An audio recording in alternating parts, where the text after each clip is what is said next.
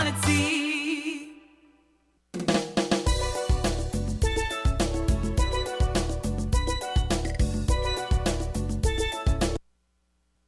Cup of tea in the morning to get your day started right. Island tea, that is, with your faves, Kevin and Amali. Tune in to Win FM 98.9, Monday to Friday from 8 to 10 a.m. for a tall cup of steaming hot conversation on local, regional, and international news, entertainment, pop culture, and of course, up close and intimate interviews with inspiring people from all walks of life. Island Tea with your faves, Kevin and Amali, right here on Win FM. And remember, you can't be everybody cup of tea because you is not a mug.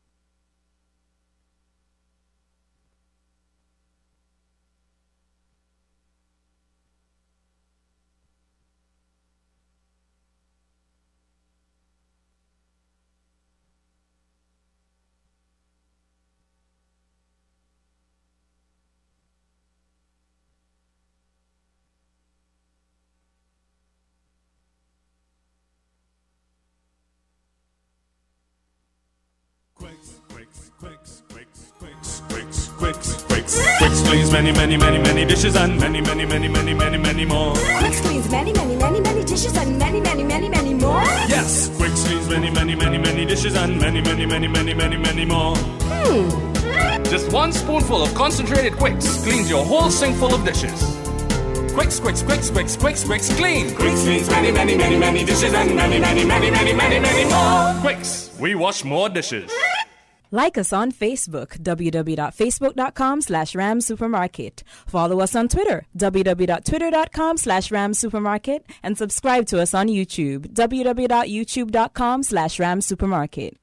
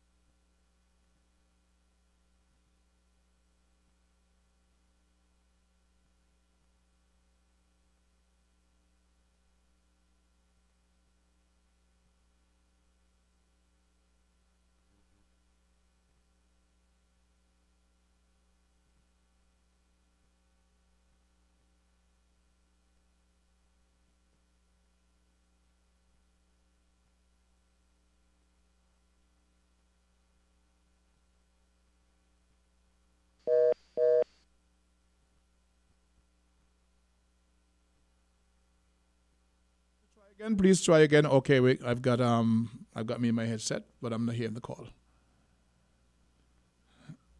No phone calls at the moment. Okay, want to send shout out to once again Chris Collins up in Leeds. How's the carnival going over there? Give me a heads up. New York Joe. Hope you guys are staying safe over there, along with Avril Francis. And these are folks from the Federation up there in the media. Dr. King Irvin Sweeney. We know you always say log on. And I want to say a special good morning to our first Independence Calypso monarch in the person of King Fonzie. Folks are saying they have not been seen or hearing from you in New York there in the Green Valley area. So good morning to King Fonzie. 37 years ago, you were declared the winner of the first Independence Calypso competition. So you got bragging rights. You have a unique, achievement. So we want to say good morning to King Fonzie and family over there in the Green Valley area, right? Let's see what else we got on the table because. Okay. Yes. We seem to have a little issue with the lines. We're going to sort this out shortly. So in St. Vincent, we're told they've installed the plastic and Velcro partition. We had a gentleman come from Nevis some weeks ago to take some measurements to do the same thing. And we're looking forward to getting that done so the drivers can be compliant because if you don't have those in place, you cannot get any work. Now, a group of civic-minded Sandy Pointers getting together to form an organization, and it's entitled the Sandy Point Heritage Society, where they wish to research, document, and honor Sandy Pointers who would have made their contribution in various disciplines in sports, education, social development, culture, etc. And so they want to, in a very tangible manner, honor these Sandy Pointers. This has nothing to do with the National Trust, I might say up front. It's Sandy Pointers looking out because, to some extent, they view Sandy Point as being a neglected town. So they want to look at some of the icons, sporting, cultural, those in the legal profession, folks who would have made the contribution. Example, we take the Honorable Constance V. Mitchum. I think she was the first magistrate out of Sandy Point. She was stationed in Tortola. But of course, when we made representation, she was the first female elected parliamentarian, serving for many years in the PAM NRP administration. We have Mr. Hugh Heiliger, actually, and others. We have the likes of Mr. Andrew Weeks, Mr. Daft Mills, Daft Wallen, sorry. These are folks who it is believed that their contribution should be honored in a very tangible way. We're looking at the folks who started Spodax. For those who don't know, it was a group from Sandy Point who put together what became the Dynarama, the Dynamics Dynarama Calypso competition. One of the first groups to have those programs where people from the region went to competed and stuff like that by local competition. They're looking at honoring them. So they're asking for people to show up at the health center in Sandy Point around the, that's the community center. On the last Wednesday, the last day of September, it's the 30th, for discussions to further develop that theory, see how it's possible. Okay? So there is that. And I'm left standing alone. So the topics I touched on was the mask mandate. And that can be debated to no end because there are people who are still saying they're not going to wear a mask. I don't think we have to come to the point where we have to be policed to do the things that make sense. It's about being your brothers and sisters' keeper, doing the things that have kept us safe so far, maintaining, not dropping your guard, and not being compliant. So there is that. Okay, latest slots. Well, I spoke about the global the figures from the CDC, almost 29 million plus cases of COVID-19. We hear India had a spike. Actually, in Israel, they've gone back into lockdown. They're doing a full lockdown of the country. We had that in what other territories some week recently. So people are going back into lockdown because they are getting spikes of the pandemic. So we here in the Federation who have been, I won't say lucky, but blessed to the point where we've had no death, zero death. We were able to track the cases coming in and contain them. And let's see, we have this caller coming in. Good morning, caller, your live on Voices. Hey, good morning, how are you doing? Sylvian to the rescue. No, you come at the station and cut out. Oh. Because I wasn't hearing anything for a while. Technical issues, because there were three previous callers that didn't get in. So touch Win FM. Yes. Rebuke the devil off of Win FM. Amen. The hand off of Win FM, Satan, in the name of Jesus. Amen to that. Yeah, that's a warning to the devil. Mm-hmm. Leave Win FM alone. He better hear you. That was song to take your hand off the carnival, take your hand off of Win FM. He better listen to you. You better listen to what I say in the name of Jesus. You don't play. Enough of that. Enough of that. Okay. Now, you spoke about somebody coming from St. Vincent to do some measurement and something. Nevis. Can those candles thing be made here? Nevis, not St. Vincent. Yes. The person came from where? Nevis. Oh, they came from Nevis. And Mr. Green. In St. Vincent, they have implemented that very same system. Okay, I know I heard some St. Vincent story in it. Yes, St. Vincent and Grenada. Actually, prior to that, we had a meeting with the NUSC board, and they approved a model that we presented, which was made out of plastic, Velcro, and leatherette. There's a frame that's against the inside the bus, and then you can stick the Velcro on it and take it down accordingly. It's very transparent, and from the back of the vehicle, you can actually hear. Because one of the issues we were looking at with the plexiglass model is the communication. You have a PA system, and it could be one way. You want to be able to hear if somebody in the back says, well, I want to make a bathroom stop. All right. But having sat in, it was Barry Daniels' vehicle that we sat in, and the members of the board came and examined it to no end and approved it. That's what they call innovation. Innovation. And cost-wise... Resilience and innovation. Definitely, because the first method they were suggesting would have been a bit costly, in the area of between $700 to $1,000. At this point in time, it would have been difficult and challenging for drivers to find that money and then find somebody to install it. So we've crafted a much better system, which has been improved. I hope the other people cooperate, because you know we have some born resistors, eh? Unfortunately. Most are born resistors. Unfortunately. Now, the one with Sandy Point is very interesting, you know. Talk to me. Talk to me. Yes, I mean, I spent some years. I have the book I wrote about the village, right? And I learned so much. And well, really, it's possible now down at the thing, but you have retired people who go down to the archives. Lots and lots of information down there. Mm-hmm. You know, I even Downing Street, especially the housing project, right? In 1931, the colonial office had a housing project. You know, St. Johnson Avenue? Yes. In the village? Mm-hmm. You would have seen some model housing. Mr. France lived in one. Joseph in France? Notice it? Well, now, I still don't know the history, so I just pass by them without any knowledge of them.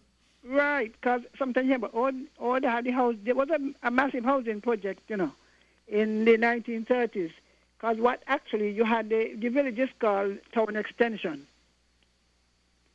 and the St. Johnson Avenue, it goes all the way down. It starts up by St. Johnson Lagrid area. It goes all the way down to Fort Lance. Okay. And the housing project was built using loans from the colonial office. Now, like we have the laundry. Yes, by Miss Full. Right. They go down on both sides were model housing. They were concrete. And whereas most of the other houses in the village, talking about Hainsmith, were wooden houses. And, you know, every time they have a hurricane, you have a lot of damage. In 1924, 1928, you had some massive hurricanes. And most of the people were living in shacks down in Irish Town and Newtown. Mm-hmm. In the village, there was only two settlements, Hainsmith and Russell. Do you know where Russell Village is? Isn't that above... You know where the church is? The Methodist Church. Yes. That area to the west of it, on the same street, Cardin Avenue,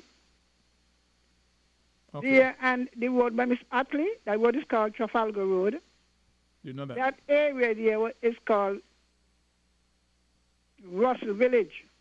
Now, the people who lived in Russell Village were moved from Kit Stoddart. About the factory was built? About the factory there. Right, that is where the people came from. My grandfather also came from there. So what they did, they moved, when they wanted to build the Central Sugar Factory, they moved the people from Kit Stoddart and carried them to Russell Village. That was in 1911. See? And so between that area between the Methodist and Hayes, which was cane fields, and the area that we put on the housing. So when they built the housing project, it was first done on St. Johnson Avenue and Downing Street. Downing Street, Sandy Point? Sandy Point, yes. Housing. Yep. Sorry, I didn't go to see if any of them exist, but you could see one or two on the same St. Johnson Avenue. Some of them extend them to the back and whatever, but you will notice the shape of the front. They were concrete houses. And there was the reluctance of the Sandy Pointers to take up the offer. So most of them were built in the village. Now the thing is, which sometimes maybe NHC need to take a look at, the contract that they had to get the houses, you could only, after 3 months delinquency, you could be evicted and the house sold. Really? You follow? You don't have a thing where people in there 40 years and won't pay NHC. It happens So now. that people, and it was designed for what they call artisans. People work in the sugar factory and people who were, masons and stuff like that. There's So some a lot of the people on Downing Street would have gotten on their own homes. Now you have families like the Manchester. Yes. Sandy Point have a very goodly heritage. Maybe that's why they're so forward, Lord help us, help us. And the Sandy Pointers say, SP, where the best be. Yeah, that's correct. That's correct. Yeah, but, they have goodly heritage. That is why we have, thought we would get together and, it's called the Sandy Point Heritage Society and try to get as much of that history as possible. I spoke with Mr. Farrier a few weeks ago. What about Fig Tree? Because I know you That ought too. to say Fig Tree and Sandy Point. You got to get over we that. hear Sandy Point and Fig Tree. Oh, and Fig Tree. That's what we get Sandy Point Yeah, and but Fig Tree. you said Sandy Point. You didn't, because I wanted to know, what about Fig Tree? We Well, are they looking at also some have of the a buildings history. down there, yes.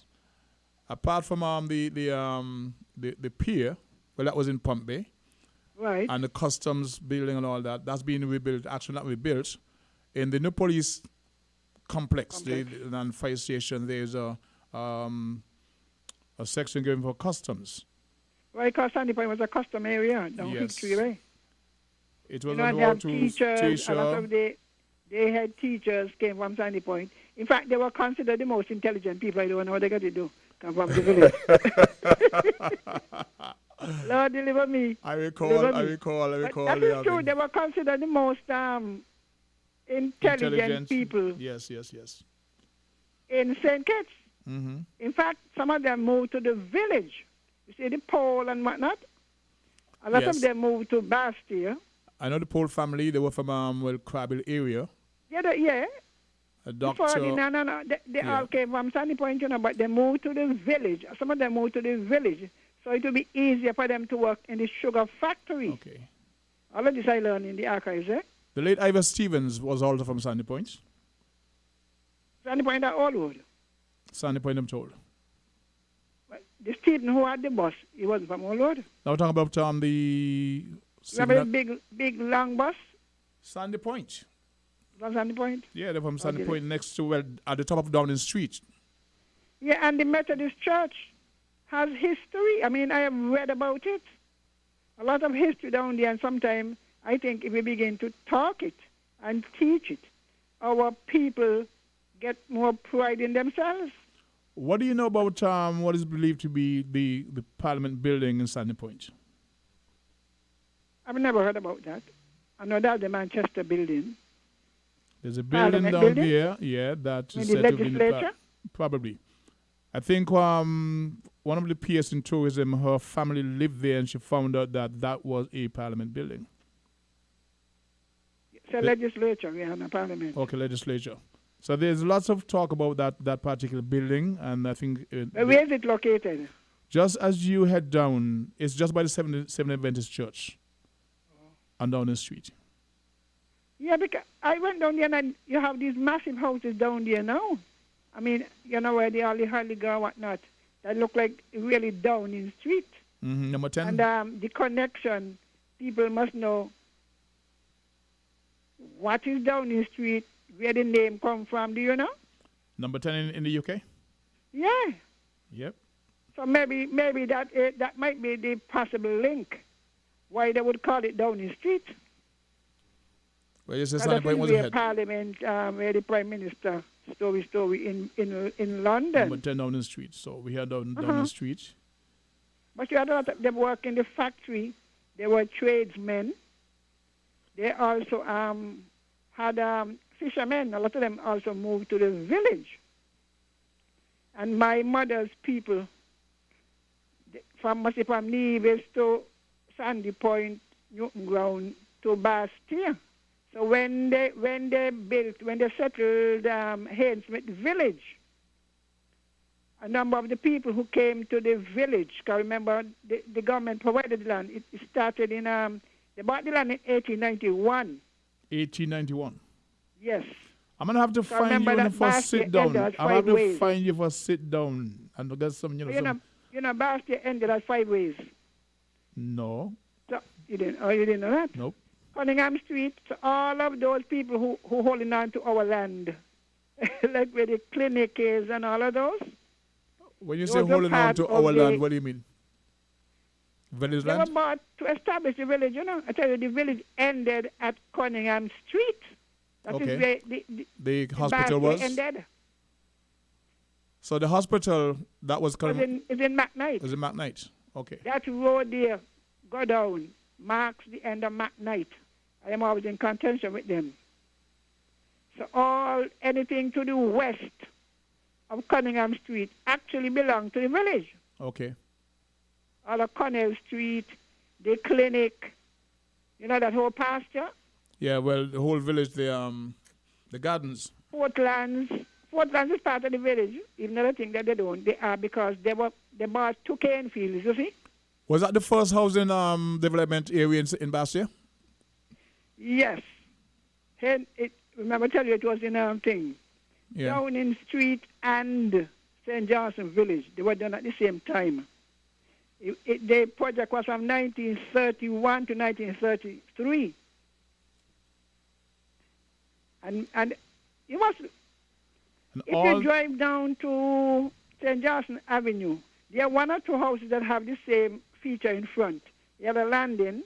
There were 2 rooms, like 1 on the landing and 2. They had outside kitchen and stuff. Yeah. Yeah. And all these can be gleaned at the archive, you're saying? All the information? Yeah. Okay. I did a whole thing, sometimes I'm trying to decide what I'm going to do, publish it or whatever. But I have the information. And as I said, the Downing Street one, I always want, then they did the same project in Antigua. So if you have been to Antigua, like in Atos, you will notice that the houses are similar? They have the same model houses in Atos. Okay. All right, then. Somebody might want to call in. Well, yeah, but big up to Sandy Point. I know. Thank you very much. anyway, don't walk over village in the I hear you. All I'm pull up. I hear loud and clear. Okay. Are there any calls and anything? If not, we go to our station break. I'm going to give it to a sponsor. Thank you, Ms. Henry, very much for that contribution.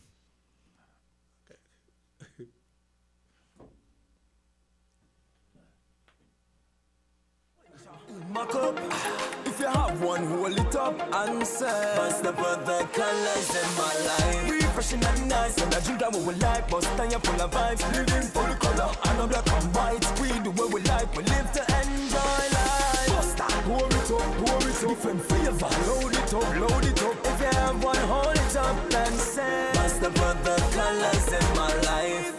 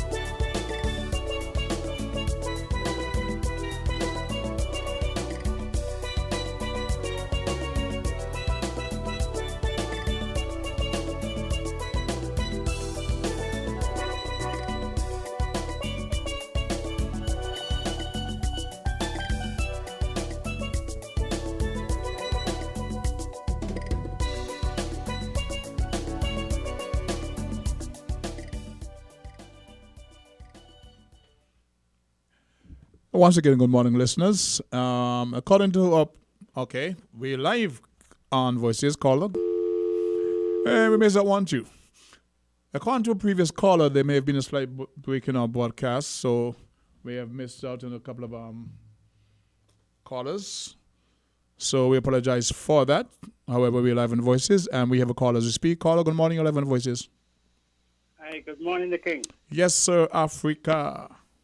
How are you, sir? I am well. I'm well as can be. All right, good. And it's always a pleasure to hear our Queen Mother, Mrs. Henry, Our in whom I call, wealth of information. yes, in whom I call the walking encyclopedia, Definitely. mobile encyclopedia / archive. Mm-hmm. It was interesting to hear some of what she said about certain migratory pattern among our people. Yes. Economics. Yes. And also, she did touch on what Bastia would have been like, the extension, the demarcation of Bastia. I was told that over the years, through legislation, Bastia was expanded gradually, because at one point, Bastia initially started like the demarcation borders was like the Bay Road, quite naturally. To the east, just by the East Independence Square. Yeah, they were still. All the way to the north at Taylor's Range, and to the west by the College Street cut. So over the years, legislation did allow for the expansion, as Naturally, yeah. commerce became available and the town needed to breathe and to expand.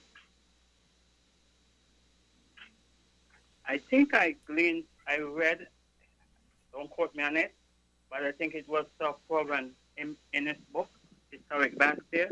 Historic Bastia, yes. Yes. I think I read certain things about certain settlements also. Because when the French was driven off in 1713, and they probably made another pitch, but being Bastia, of course, self-explanatory, was French territory, and it was it came a point where the French land, would have been auctioned off, and those who could have afforded purchase land, extended their land. Estates, yeah. Yes, and there were certain settlements that has been done. I was told that in the College Street area, persons was being resettled. If my memory serves me right, being resettled as far as around the Great Star Pond in the southeastern part of the island. Of the Shitting Bay. Bay. Along the controversial road, but today, that area of our island is the most prime real estate land. Yeah. And in the thought of us, you would wonder if these persons was settled in the most, least arable area, saltpeter, so to speak, using a colloquial of our here. And today, they are the most expensive piece of real estate. Well, the salt pan had a very high commercial value. Yeah. We traded there. I think it was the Dutch and the French, and they allowed the British to come and And the mining of the salt was a commodity back in those days. Correct. Also that would have So we could understand that being not only commercial but residential. Yeah. Yeah. So that's just a thought. But very interesting to hear. See, Queen Mother has a vast memory of our archives, and always willing to present it to the listening audience, the listening public, so that we can be better educated. Glean and be educated. Yes. Somebody who actually, like myself, who migrated, back in the early 60s, my parents went west to the USVI. I would have lost connection with whole lot of stuff to do with St. Kitts and Sandy Point. I'm born there. So this, to me, is a lot of, it's like re-educating myself. So as I was saying, there are a number of civic-minded Sandy Pointers are hoping to put in place what should be called the Sandy Point Heritage Society. And they're looking at all these properties, all these persons who have made a contribution to make Sandy Point identify as Sandy Point, And we're asking for people to come after the meeting on the last day of September. It's a Wednesday, the 30th, at the community center. That will be 7 in the evening. We'll put up more advertisement, get contributions, and try to collate as much of a history as possible, because generations are moving on, and we have many questions as to what was, what, why, etc., etc. Well, the king, I have admired the Sandy Pointers over the years. They are consistent with who they are, and they will, make the necessary correction if one will have a communication with a Sandy Pointer and would want to think that, Bastille, the town Bastille and Sandy Point is just a rural. We know the rivalry. They're adamant and they're consistent. Mm-hmm. I wish others in different areas will have this sort of pride about who they are and defending their area and being proud of as to who they are. But I am a product of both islands, so I consider myself, as innovation. We spoke about innovation. I consider myself like adopting the new name, the new word that was added to our instead of saying dictionary. Any other caller there? Hello? Okay, while you're on the line, let me ask you about what I call the mask mandate. What are your thoughts on that? The mask mandate? Yes. You work in tourism. Yeah. And tourism is the number one foreign revenue earner. We see what's happening in our main source markets. So even though we have the announcement that the country will be opening up in October, I don't think anybody really. Well, actually, I heard the Minister Grant saying that we're looking to source other markets that hitherto we didn't really identify. They're trying to find other markets, not the U.S., because that place is a hot mess and it's getting worse. But they represent, as it were, one of our main source markets. The sad thing is, we've been saying for years, if America sneezes, we catch a cold.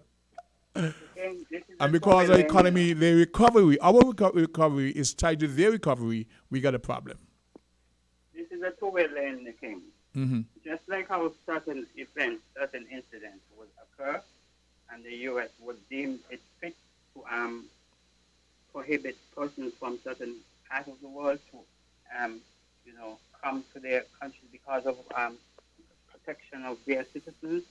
Likewise, we are a sovereign nation, and we have to do it in spite of the U.S. being our biggest market.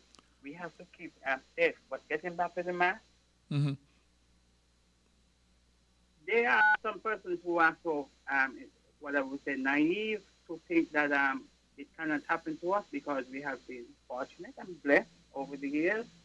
Some people think that when the hurricane comes, some magical thing just steer it off of us. No.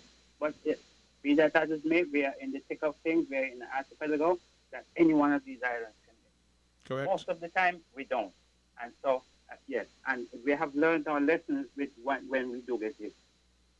And they naive persons today are turning a blind eye. They are in a cocoon all by themselves as to because our health professionals and the powers that be have done a tremendous job.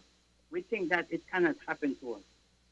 I know that we have, on a local basis, but we are considered to be persons who have migrated over the years to St. Kitts and Nevis, other nationals from even regions, like, not calling any particular island, but they can reflect that as to what is happening in their neck of the woods, where Yes. they originated from, in their respective countries. Right? We are And in then- an enlightened age. The information is there. Yes, the king. And so it's like, wow. You know what I mean? they would have heard news about their particular town or village that are so inundated with the spike in certain cases. And we are here in St. Kitts, they can say, thank God. It's not that they run away from that, or they run away, whatever it is, while they are here, they are feeling better. So they need not, both Kittitians and Navitians, and both foreign persons alike, need not to really be ignorant and naive about what we are facing with, what can impact us most, and they just run like wildfire throughout our community. Because I tell you, we'll be extinct in a minute or two, considering our population. So the mass, yes, it would be a challenge to certain persons with certain conditions, and I can concur with that aspect. Right. But when you can really do it, especially in crowded areas, please.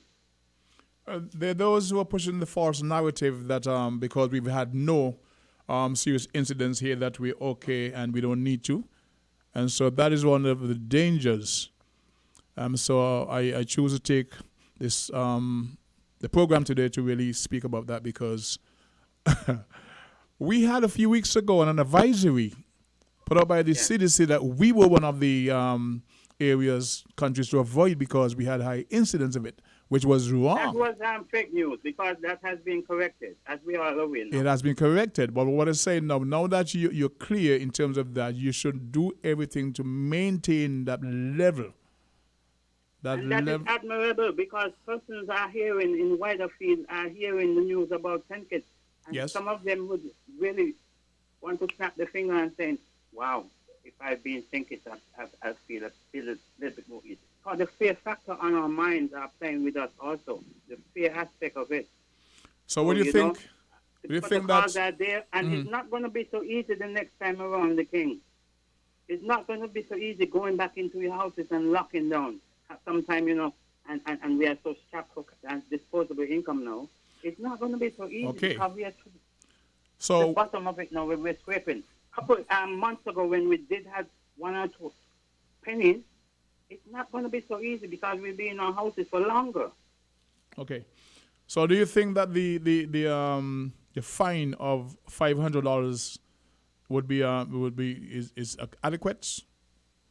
Is too much? The system is the system, and the fine would be a fine. I think the fine of $500 might be at the minimum that you will really normally see or hear about in terms of how the government will charge fines. But it is what it is. There has to be consequences. Okay. There has to be consequences, because fining you right now is like saying if like in this life, if you're not trying to eat healthy, it would be more costly if you get sick and trying to get well, as opposed to trying to stay healthy. Okay. So prevention is all better than anything else. Always value contributions. That's just my take on it. So I'm in the industry. We are on the front line. So I'm not such a young person anymore. And I try to be strong in terms of my mentality. But we are all susceptible. We all can be exposed to it. The thing. Yes, sir. The last thing I want to say, there are some falsified information out there. It seems as if when this news broke about this COVID, it seems like we were probably even getting visitors from areas that was, exposed to it before. So we're not leaving any stone unturned. We cannot afford to. You and I go out there in the field to work. We have families. We come back home, and then it's like spreads like wildfire to the family and then the community. No, we cannot afford that. You understand? We are on a mission. We know what this was targeted. And so our lives are at stake. So I wish everybody well. Please adhere to what the protocols. And then when you're in the public, when you come home, because we do need to breathe. We still need to breathe. I can understand that. Okay. And so, you do these things to kind of get your breathing space. Appreciate your contribution. But in the meantime, go and get your plastic partition installed, because there's work to be had. As soon as you get up and ready with your sanitization thing in your car and you get your plexiglass and you go to go, okay? I would need more information on that. But I'll see if we talk. Not a problem. I'll be in the circus after the program. Yeah. Okay. And I'll call in, okay? No, the call is okay.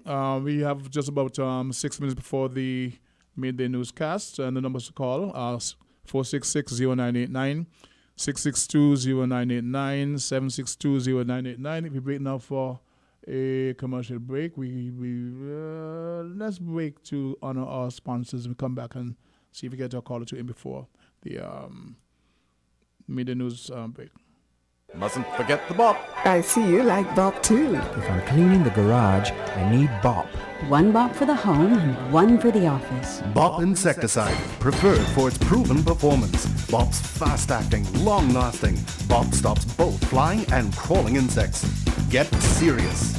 Get Bop. Like us on Facebook, www.facebook.com/ramsupermarket. Follow us on Twitter, www.twitter.com/ramsupermarket. And subscribe to us on YouTube, www.youtube.com/ramsupermarket. WINN is 98.9. 98.9 is Win FM.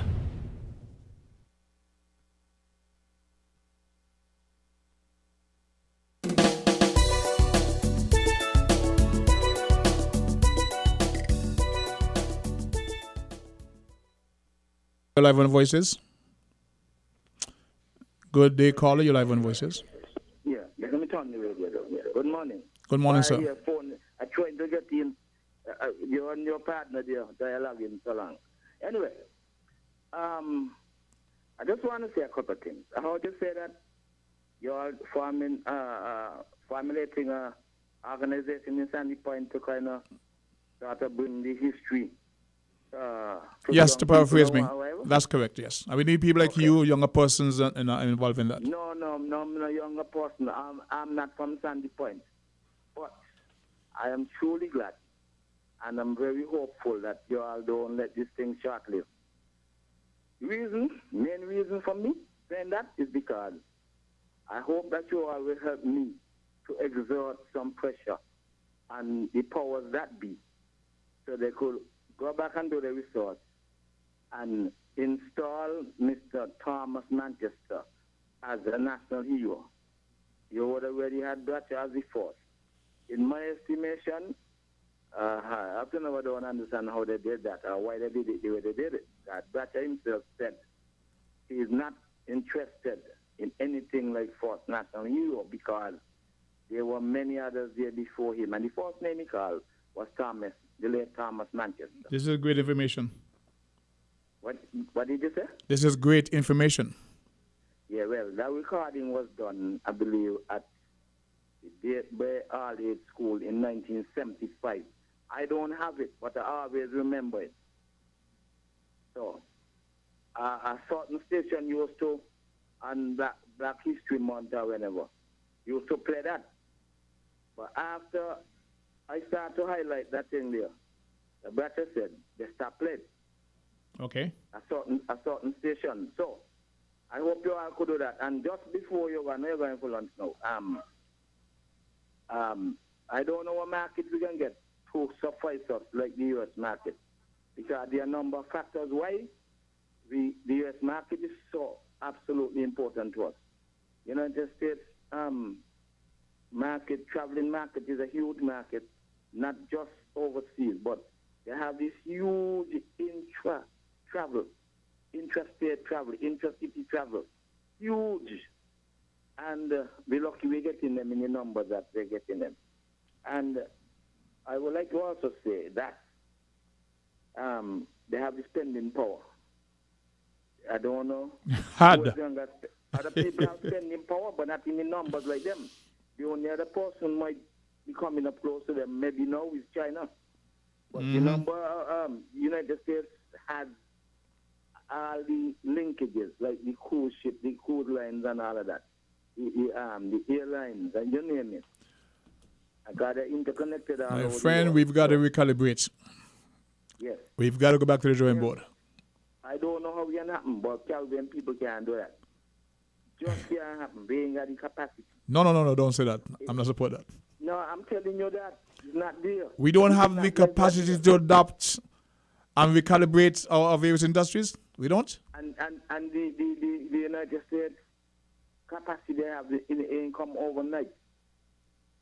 Yes, a lot of leaps might have been made within shorter periods in the last few decades. You got about 30 seconds to wrap up. Go ahead. You got me? So, you got about 30 seconds to wrap up. I know you're going off now, so I don't know if I can get the call back in. I would love for you to, because I want to, extend this conversation with you. Okay, sir. All right? You get a chance, call back in, okay? I'll try and see. All right. Thank you very much. As we want to say Right. thanks to all the callers who were able to get in this morning. We understand there were some technical issues when we started the program. So for those who would have missed out on the early segment of it, we want to apologize. We're going to break right now for the midday newscast and hopefully have a much better session when we return. So see you on the other side. We're different. We're 98.9. 98.9. Win FM. We now bring you the Win FM Headline News. The Win FM Headline News is brought to you by Caribbean Alliance, KDP Enterprises, The Grange, Carib Brewery, CNC Trading.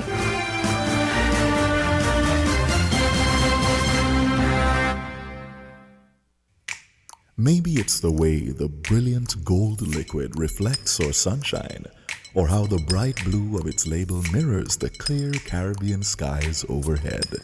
Maybe it's the fresh, crisp taste of this beastly cold beer on a scorching hot day. Maybe it's even the way it brings us all together. But one thing is for sure, Carib is very much a part of who we are wherever we're from in the Caribbean. Carib, it's the way we play. Drink responsibly. Protect your lifestyle with Caribbean Alliance Insurance. Dealing well with a local reputation and service for second to none. Securing you is our mission. People that you can trust, your business, property, we got you covered. Motor or personal, whatever it is, we got you covered. 130 years in this business, we've got you covered. For all your insurance needs, visit or call us at 465-2631 or 469-5303. Dealey Walwyn, people you can trust. Shipping your cargo shouldn't be a hassle. It can be as easy as a single call to Amerijet International, your worldwide cargo transportation solution. We provide all the services you need to ship your goods anywhere in the world. Whether your shipment is fresh, frozen, large or small, alive or hazardous, you can count on Amerijet to deliver it safe and sound. Amerijet International, by land, sea or air. We get it there. For more information, visit us online at www.amerijet.com or call us at KDP Enterprises, telephone number 466-9595.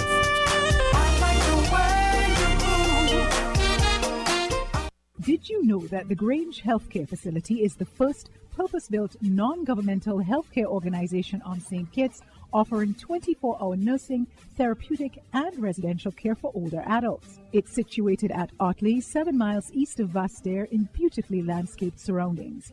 The Grange has a team of highly trained professionals and provides care that's rated as being comparable with UK and North American standards. The Grange offers varied accommodation to suit your individual needs, and our all-inclusive packages make the cost of care per hour the most competitive on the island. Services include convalescent care for all ages, daycare facilities for older adults, rehabilitation services, and training and continuing education for healthcare providers.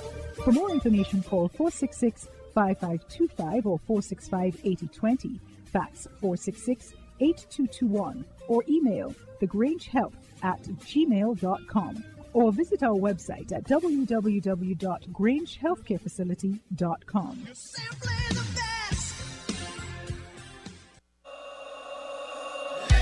Without limits, happy and free. The skin you're in with no apology. The one to seize the day.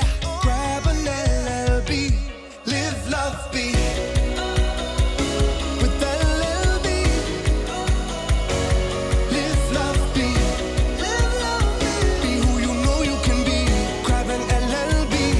Live, love, be. Angostura, lemon, lime, and bitters. Live, love, be.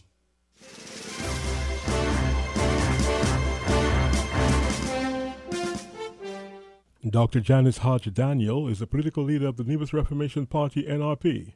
The 50-year-old Nevis Reformation Party is now the first major political party in St. Kitts and Nevis to elect a woman to its top position. At the party's convention on Sunday, the daughter of the party's founder and first leader, Dr. Simeon Daniel, Dr. Janice Daniel Hodge, was elected president and party leader. Dr. Daniel Hodge, an NRP representative in the Nevis Island Assembly, Cleon Stapleton Simmons, competed for the top spot, the first time in the nation's history that the top two party contenders were women. The new NRP leader, Dr. Daniel Hodge, holds a Bachelor of Science in Biology from St. Francis College, a Master of Science degree in Microbiology from Alabama A&M University, and a doctorate from the University of the Virgin Islands. Dr. Daniel Hodge replaces Rebecca Hector, who led the NRP from 2018 to 2020.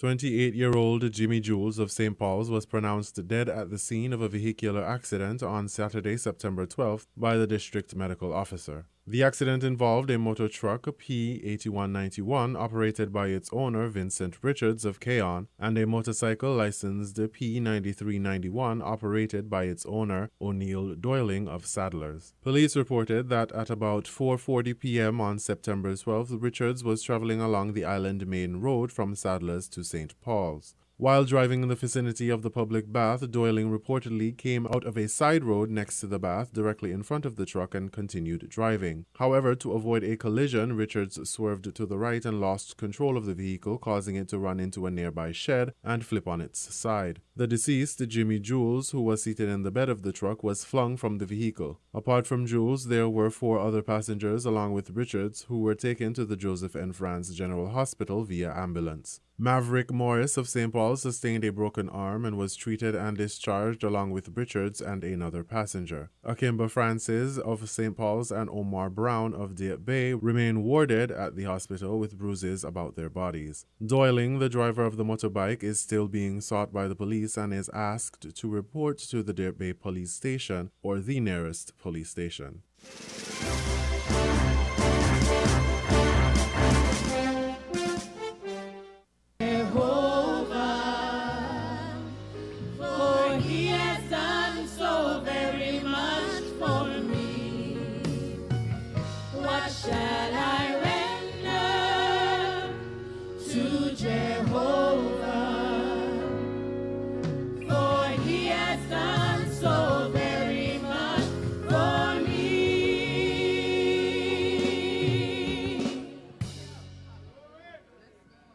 Be seated.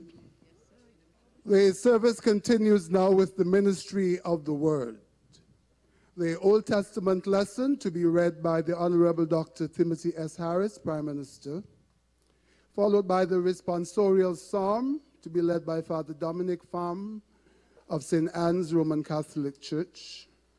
I think we got the name there wrong, but it's the Roman Catholic Church in Sandy Point. The New Testament lesson to be read by the Right Honorable Dr. Denzel L. Douglas, Leader of the Opposition, and the Gospel reading by Pastor Eric Maynard of Shiloh Baptist Church, Nevis. In that order. Thank you. Good afternoon. Congratulations to St. Kitts and Nevis and its 37th anniversary of independence. I read from the Old Testament lesson, Ezekiel chapter 34, verses 25 to 31. I will make a covenant of peace with them and rid the land of savage beasts, so that they may live in the wilderness and sleep in the forests in safety. I will make them and the places surrounding my hill a blessing. I will send down showers in season. There will be showers of blessing. The trees will yield their fruit, and the ground will yield its crops. The people will be secure in their land. They will know that I am the Lord. When I break the bars of their yoke, and rescue them from the hands of those who have enslaved them. They will no longer be plundered by nations, nor will wild animals devour them. They will live in safety, and no one will make them afraid. I will provide for them a land renowned for its crops, and they will no longer be victims of famine in the land or bear the scorn of the nations. Then they will know that I, the Lord their God, am with them, and that they, the Israelites, are my people, declares the sovereign Lord. You are my sheep, the sheep of my pasture, and I am your God, declares the sovereign Lord. The word of the Lord. May the Lord answer you when you are in distress. May the name of the God of Jacob protect you. May He send help from sanctuary and grant you support from Zion. May He remember all your sacrifices and accept your burnt offerings. May He give you the desire of your heart and make all your plans succeed. May we shout for joy over your victories and lift up our banners in the name of our God. May the Lord grant all your requests. Now this I know, the Lord gives victory to His anointed. He answers him from His heavenly sanctuary with the victorious power of His right hand. Some trust in chariots and some in horses, but we trust in the name of the Lord our God. They are brought to their knees and fall, but we rise up and stand firm. Lord, give victory to the King. And answer us when we call. Good afternoon, all. The New Testament lesson reading is taken from Philippians chapter 4, verses 4 through to 9. Rejoice in the Lord always. I will say it again, rejoice. Let your gentleness be evident to all. The Lord is near. Do not be anxious about anything, but in every situation, by prayer and petition, with thanksgiving, present your request to God. And the peace of God, which transcends all understanding, will guard your hearts and your minds in Christ Jesus. Finally, brothers and sisters, whatever is true, whatever is noble, whatever is right, whatever is pure, whatever is lovely, whatever is admirable, if anything is excellent or praiseworthy, think about such things. Whatever you have learned or received or heard from me or seen in me, put it into practice, and the God of peace will be with you. The word of the Lord. The Federation St. Christopher and Nevis achieved internal self-government in 1976. Independence from Britain was achieved on the 19th of September 1983. The Federation remains a constitutional monarchy with Queen Elizabeth II as head of state.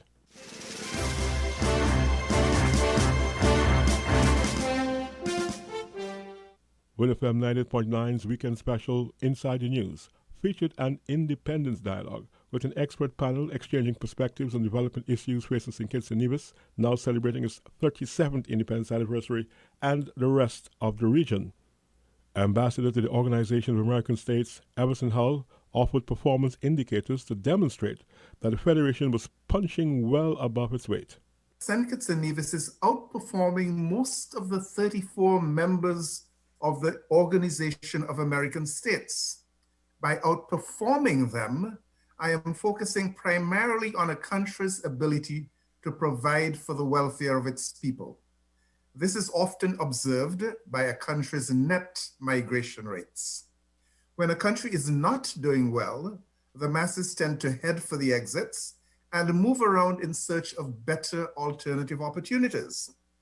Today, folks are seeking new opportunities in St. Kitts and Nevis, and there's very little out-migration of the masses in St. Kitts and Nevis, leaving to seek refuge in other countries. With the single exceptions of the Bahamas and more recently Panama, St. Kitts and Nevis is now ranked third in per capita income among Western Hemispheric states. I note that on August 18th, 2020 of this year, updated data from the World Bank shows that St. Kitts and Nevis now has the highest per capita, has a higher per capita income than our oil-rich friends in Trinidad and Tobago. For me, this is of paramount importance. He said while the country did not boast natural resources, it had a strong government. We have no known pool of petroleum reserves. We have neither gold nor bauxite.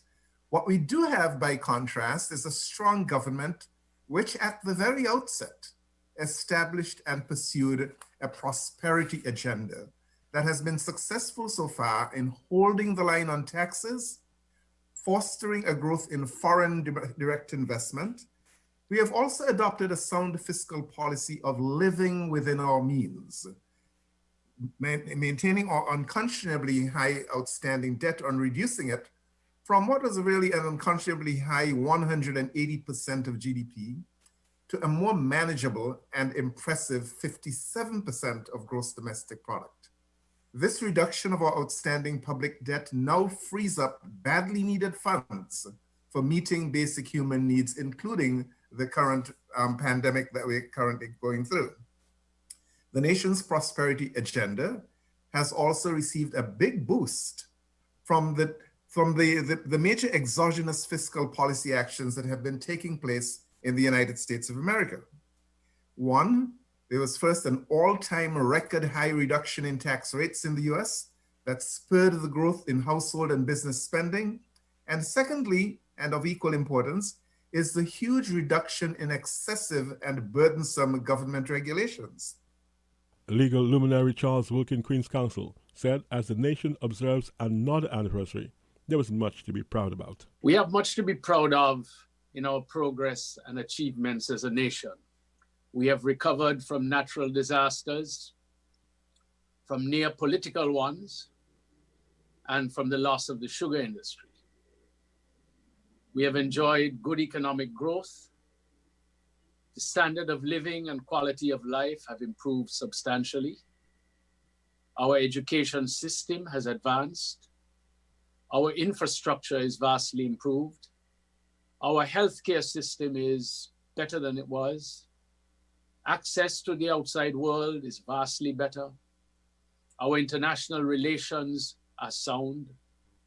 We have enjoyed relative stability. Our fundamental rights are intact. Our courts have protected us from political abuse. Our business community has grown very substantially. Our people own most of the land and several of the major companies. And in deference to Win FM, freedom of speech is alive and well.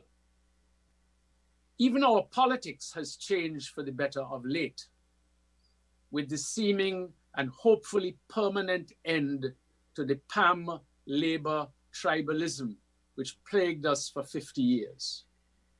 He said a new dispensation is now boosting confidence in the nation's future. There is optimism that our choices will be widened, that more young people and women will participate strongly in, and that our democracy will mature as a result. Hopefully, attitudes to work, to community, and discipline generally will follow suit. That said, our country is facing its biggest challenge in the 37 years of independence. The COVID pandemic has turned the world upside down. Life will never be the same after it. If this crisis is not faced resolutely, our progress could be severely affected. But at the same time, the crisis offers opportunities for even greater progress. It is for us to leverage them. The response to the COVID pandemic has been impressive. Enormous credit is due to Prime Minister Harris, his government, and our leaders in the medical profession and national emergency management for inspiring and leading a successful response thus far.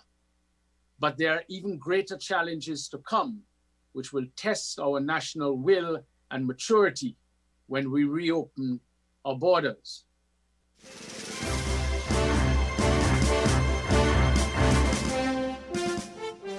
Preparations are underway in Guyana for the September 18-19 visit of U.S. Secretary of State Mike Pompeo, but the matters up for discussion have not been disclosed. An advanced party of military personnel reportedly arrived at the Dr. Chetty Jagan International Airport Sunday, according to media reports from Guyana. Neither the U.S. administration or the Guyana government has provided details of the U.S. Secretary of State's visit.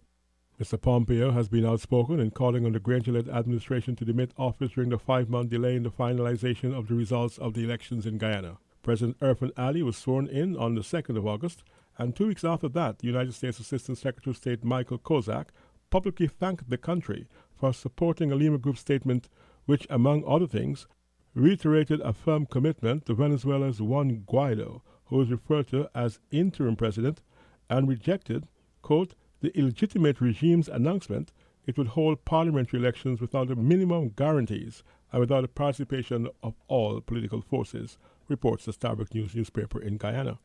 Guyana, however, is not listed as one of the countries which signed the joint statement that was issued.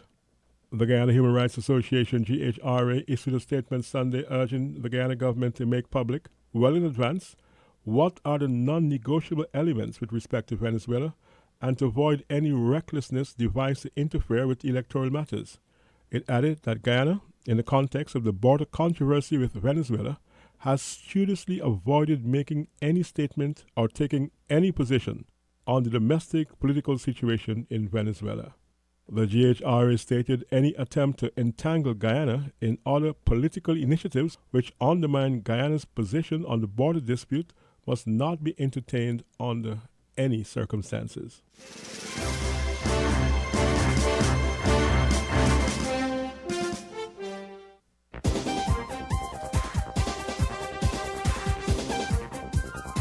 This is the Carib Update News Service. I'm Wendy Chateau reporting.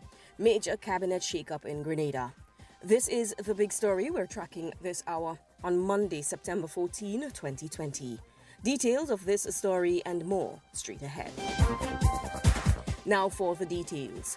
Grenada's Prime Minister Dr. Keith Mitchell has lessened his workload in a major cabinet reshuffle, transferring the Ministry of Finance to his long-standing trusted deputy. Gregory Bowen is to become the new finance minister next month, while also keeping his powerful portfolios of public utilities and energy, 2 areas shrouded in some recent controversies. The long-signaled reshuffle was announced in a national address Sunday night. Senator Nolan Cox will now take over the other component of Bowen's old portfolio, mainly infrastructure, at a time when there have been some challenges in that area. The other major move of the reshuffle is the appointment of a new foreign minister. Oliver Joseph is set to become the island's chief diplomat, replacing Peter David, who is being moved to the Agriculture Ministry, a sector that has been in decline for years and believed to be in need of boosting in the post-COVID period. Prime Minister Mitchell gave up his major finance portfolio while adding youth amidst growing concern there that the ruling party has had serious spillage in recent months. He has also included 3 ministers in the office of the Prime Minister, a suggestion that the 74-year-old, the oldest Prime Minister in the nation's history, might be seeking to lower his workload. Adding to her workload, however, is the Popular Social Services and Housing Minister Delma Thomas, who now also has responsibility for hospital services. That's been taken away from Health Minister Nicholas Steele.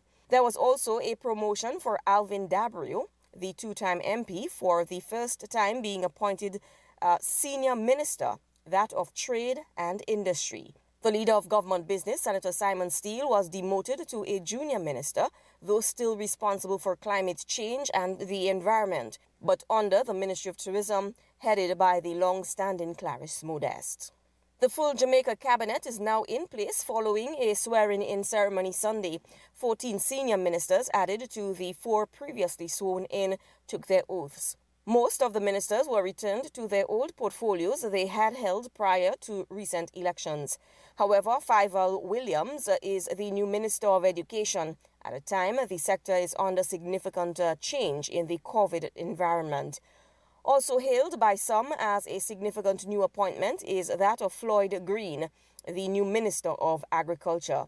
But there was criticism in some circles over the appointment of Darrell Vaz as the Minister of Energy, Science and Technology. Vaz has been embroiled in a land acquisition controversy months before the general election. Charlene Cartwright Robinson remains as leader of the ruling People's Democratic Movement in the Turks and Caicos, following a contentious weekend convention where she was expected to be challenged. Party sources say the weekend meetings held under special circumstances because of COVID-19 got bogged over procedural matters.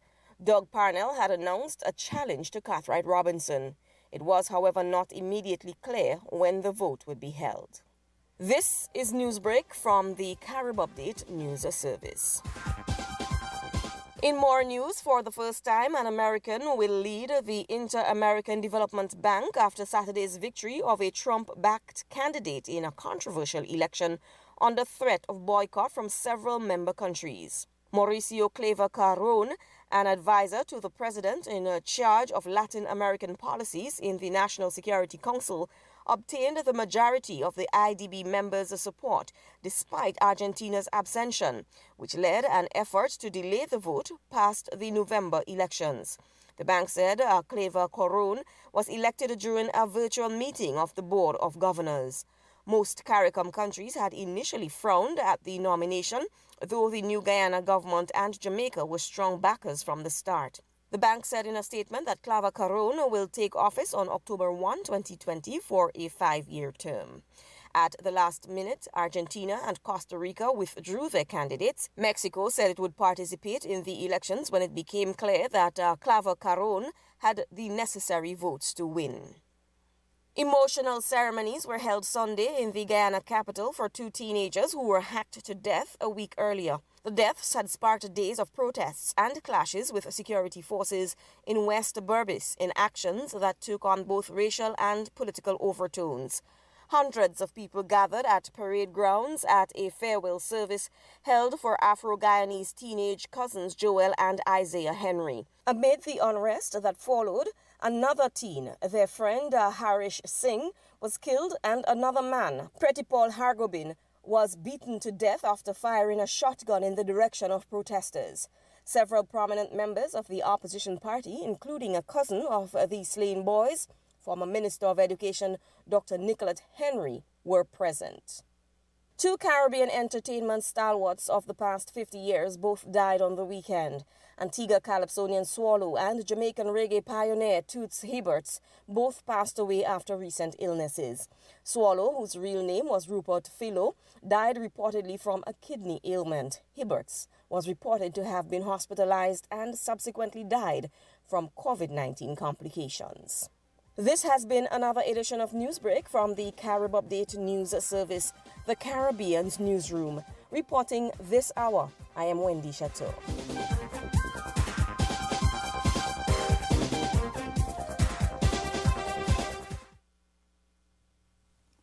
Hello, I'm Neil Nunes with the BBC News. Scientists say they've detected in Venus's atmosphere a gas normally produced by living organisms, indicating there might be life on our nearest planet. They say the amounts of the short-lived phosphine gas are unlikely to be the result of any known chemical and physical process on a planet like Venus. More from Palab Ghosh. Venus has been described as Earth's evil twin. It's the same size as our planet, but its surface temperature is 460 degrees Celsius, and it has clouds of concentrated sulfuric acid, which would disintegrate any living organism in seconds.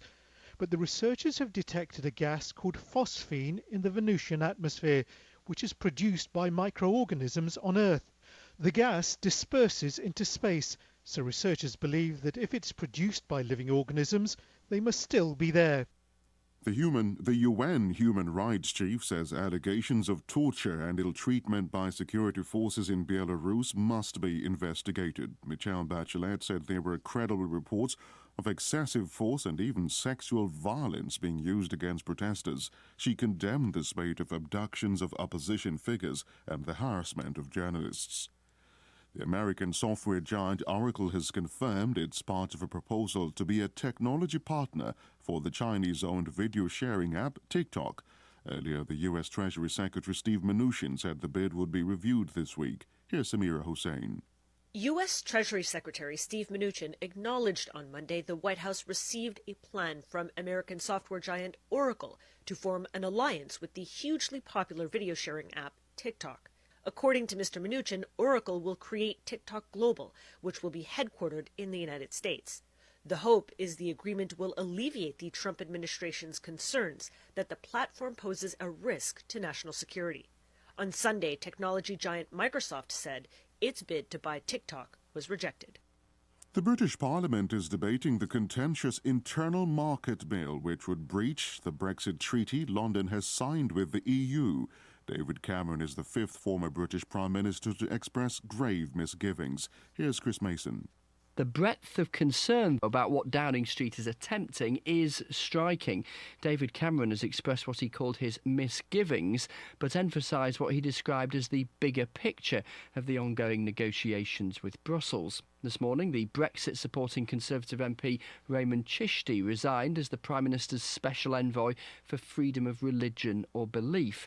In a letter, he told Boris Johnson that as a former barrister, it was a matter of principle to him to respect the rule of law. World news from the BBC.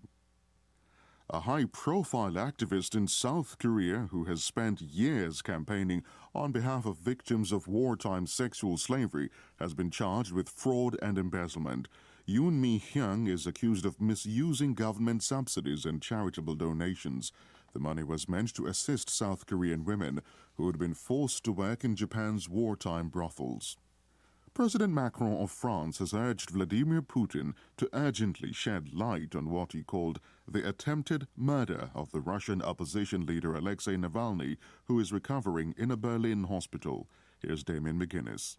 3 separate labs in 3 different countries have independently now confirmed that a Novichok nerve agent poisoned Alexei Navalny. Experts say this sort of poison, which was developed in the Soviet Union, points to involvement of officials within the Russian state.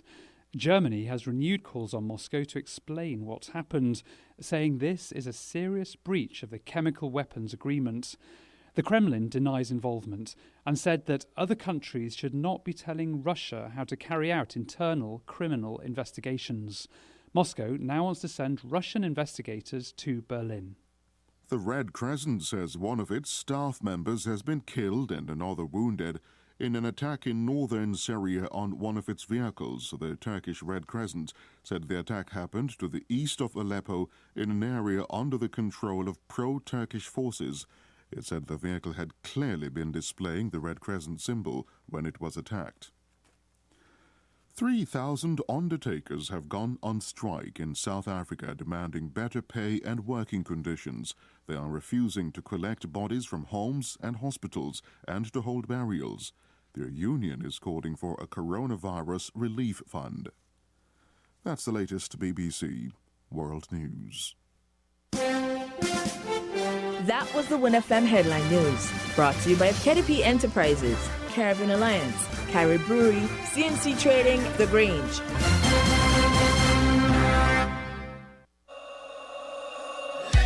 Without limits, happy and free. The skin you're in with no apology. The one to seize the day. Grab an LLB. Live, love, be. With LLB. Live, love, be. Live, love, be. Be who you know you can be. Grab an LLB. Live, love, be. Angus to a lemon, lime and bitters. Live, love, be. Did you know that the Grange Healthcare Facility is the first purpose-built non-governmental healthcare organization on St. Kitts, offering 24-hour nursing, therapeutic, and residential care for older adults. It's situated at Otley, 7 miles east of Vastair in beautifully landscaped surroundings. The Grange has a team of highly trained professionals and provides care that's rated as being comparable with UK and North American standards. The Grange offers varied accommodation to suit your individual needs, and our all-inclusive packages make the cost of care per hour the most competitive on the island. Services include convalescent care for all ages, daycare facilities for older adults, rehabilitation services, and training and continuing education for healthcare providers. For more information, call 466-5525 or 465-8020, fax 466-8221, or email thegrangehealth@gmail.com, or visit our website at www.grangehealthcarefacility.com. Shipping your cargo shouldn't be a hassle. It can be as easy as a single call to Amerijet International, your worldwide cargo transportation solution. We provide all the services you need to ship your goods anywhere in the world. Whether your shipment is fresh, frozen, large or small, alive or hazardous, you can count on Amerijet to deliver it safe and sound. Amerijet International, by land, sea or air. We get it there. For more information, visit us online at www.amerijet.com or call us at KDP Enterprises, telephone number 466-9595.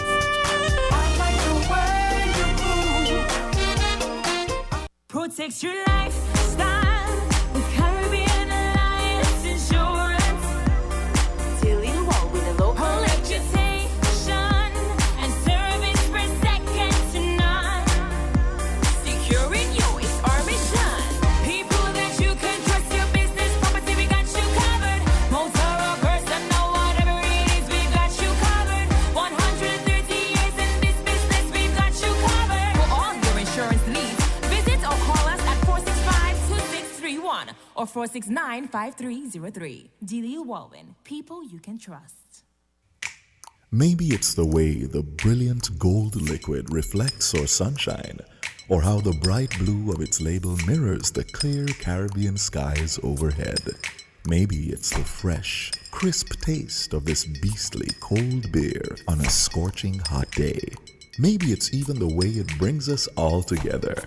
But one thing is for sure, Carib is very much a part of who we are wherever we're from in the Caribbean. Carib, it's the way we play. Drink responsibly. We're different. We're 98.9. 98.9. Win FM. Win FM weather.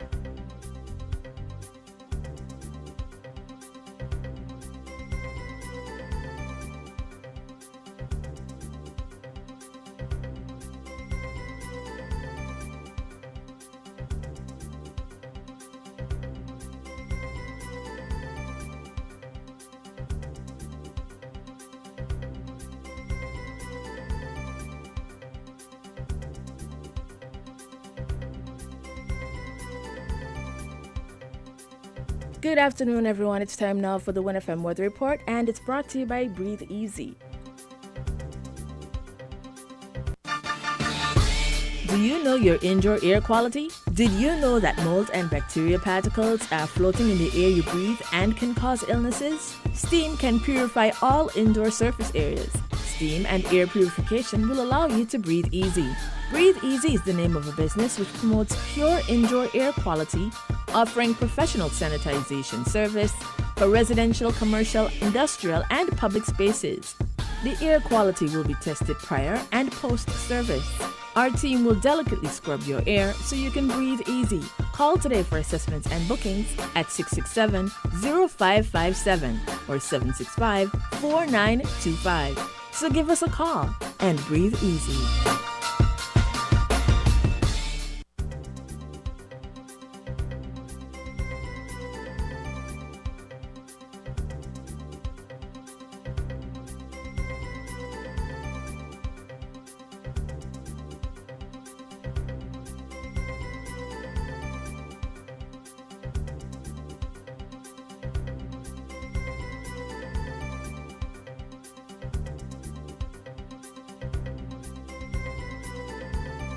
It's time now for the WinFM weather report.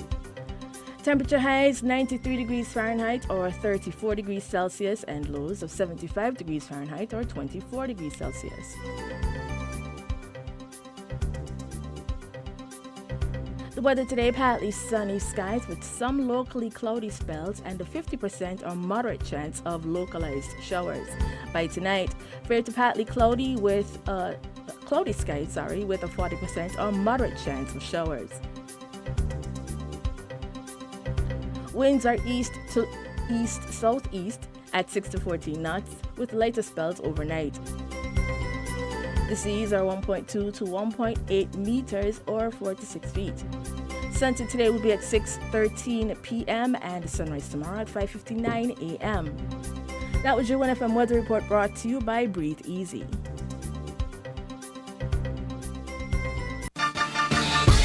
Do you know your indoor air quality? Did you know that mold and bacteria particles are floating in the air you breathe and can cause illnesses? Steam can purify all indoor surface areas. Steam and air purification will allow you to breathe easy. Breathe Easy is the name of a business which promotes pure indoor air quality, offering professional sanitization service for residential, commercial, industrial, and public spaces. The air quality will be tested prior and post-service. Our team will delicately scrub your air so you can breathe easy. Call today for assessments and bookings at 667-0557 or 765-4925. So give us a call and breathe easy. We're different. We're 98.9. 98.9. Win FM.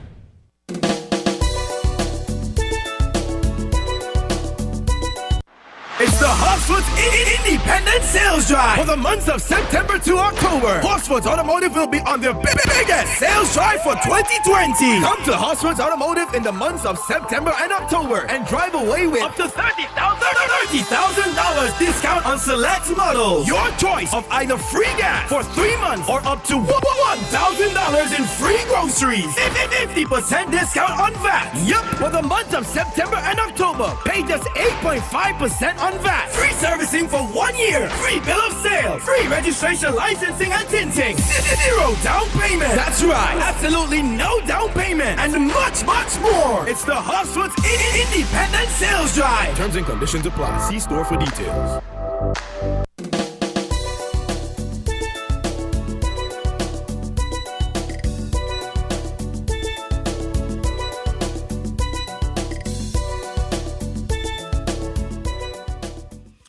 Good day, radio listeners. Welcome back to the second segment of Voices.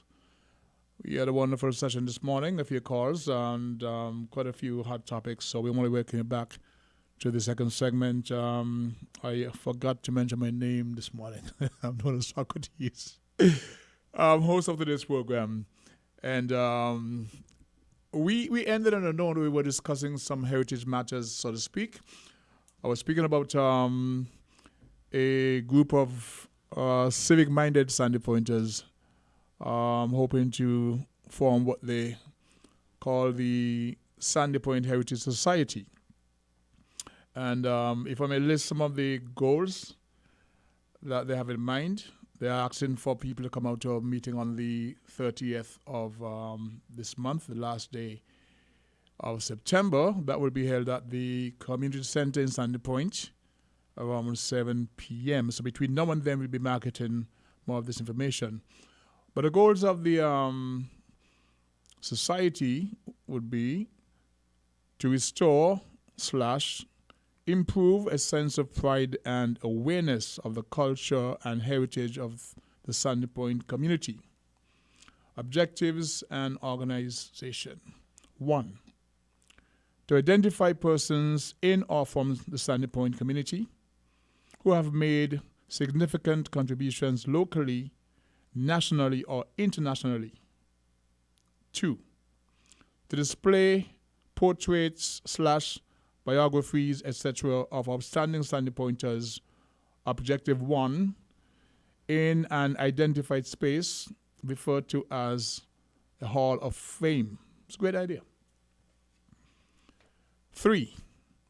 To research and document aspects of the Sandy Point community, culture/heritage, to identify and make recommendations to the appropriate authorities on such matters as naming of streets, naming of playing fields, etc., where necessary. And the membership, this is important. The Heritage Society shall be open to all residents of St. Kitts. I wonder if I could put St. Kitts Nevis, because we are nationals. But it reads here, all residents of St. Kitts, persons who have an interest in the development of the Sandy Point primarily. Honorary membership, that's offered to, that's B. Persons or establishments that would have contributed or want to contribute significantly to the Heritage Society that do not qualify as an ordinary member. Honorary members shall not have the same rights as an ordinary member with regards to voting and holding executive positions. But that's basically some of the tenets they're hoping to put in place. I think it's laudable, commendable, and I was at one of the initial meetings. The idea, or one of the strong recommendations, is to bring more younger people into this fold, because they are the ones who should be steering such an effort. We have the older folks, we have our ideas, what we would like to see, but we need to incorporate and pass that energy on to the younger folks and let them take that ball, because it brings to them a sense of pride, because lots of stuff that we ought to know ourselves, we don't. And so we want to thank, what shall I call her, Dame, or Lady Sylvian Henry, for the many invaluable contributions she would have made in terms of the history, a lot of stuff that we think we know we don't. People like Ms. Henry. And I had a brief chat with Mr. Calvin Ferrer, Patty Ferrer in Sandy Point. He's all part of this dialogue. And such persons. There was a call who touched base on a name. He said he's not from Sandy Point, but he thought that Mr. Thomas Manchester should be one of the persons to be honored for his contribution. And I was going to ask him just before the news break to say what he knew about Mr. Manchester's contribution, being out of Sandy Point, etc. So, caller, if you're listening and you have a chance to call back, we try to keep the lines open. I would very much like to hear your position as it relates to Mr. Manchester and how you think he should be honored. I think he said Mr. Bratty was questioned about such matter. He said he would like to see a person like Mr. Manchester being honored. So it's about getting our history or heritage and put it in a place where you find generations to come can look back, because I'm saying, okay, we have these ceremonies where we honor various persons throughout the Federation. I myself receive an honorary, I receive a plaque on this and that and that. In Antigua some years ago, ironically, I received a Lifetime Achievement Award for my contribution to the development of the art form, Calypso art form in Antigua.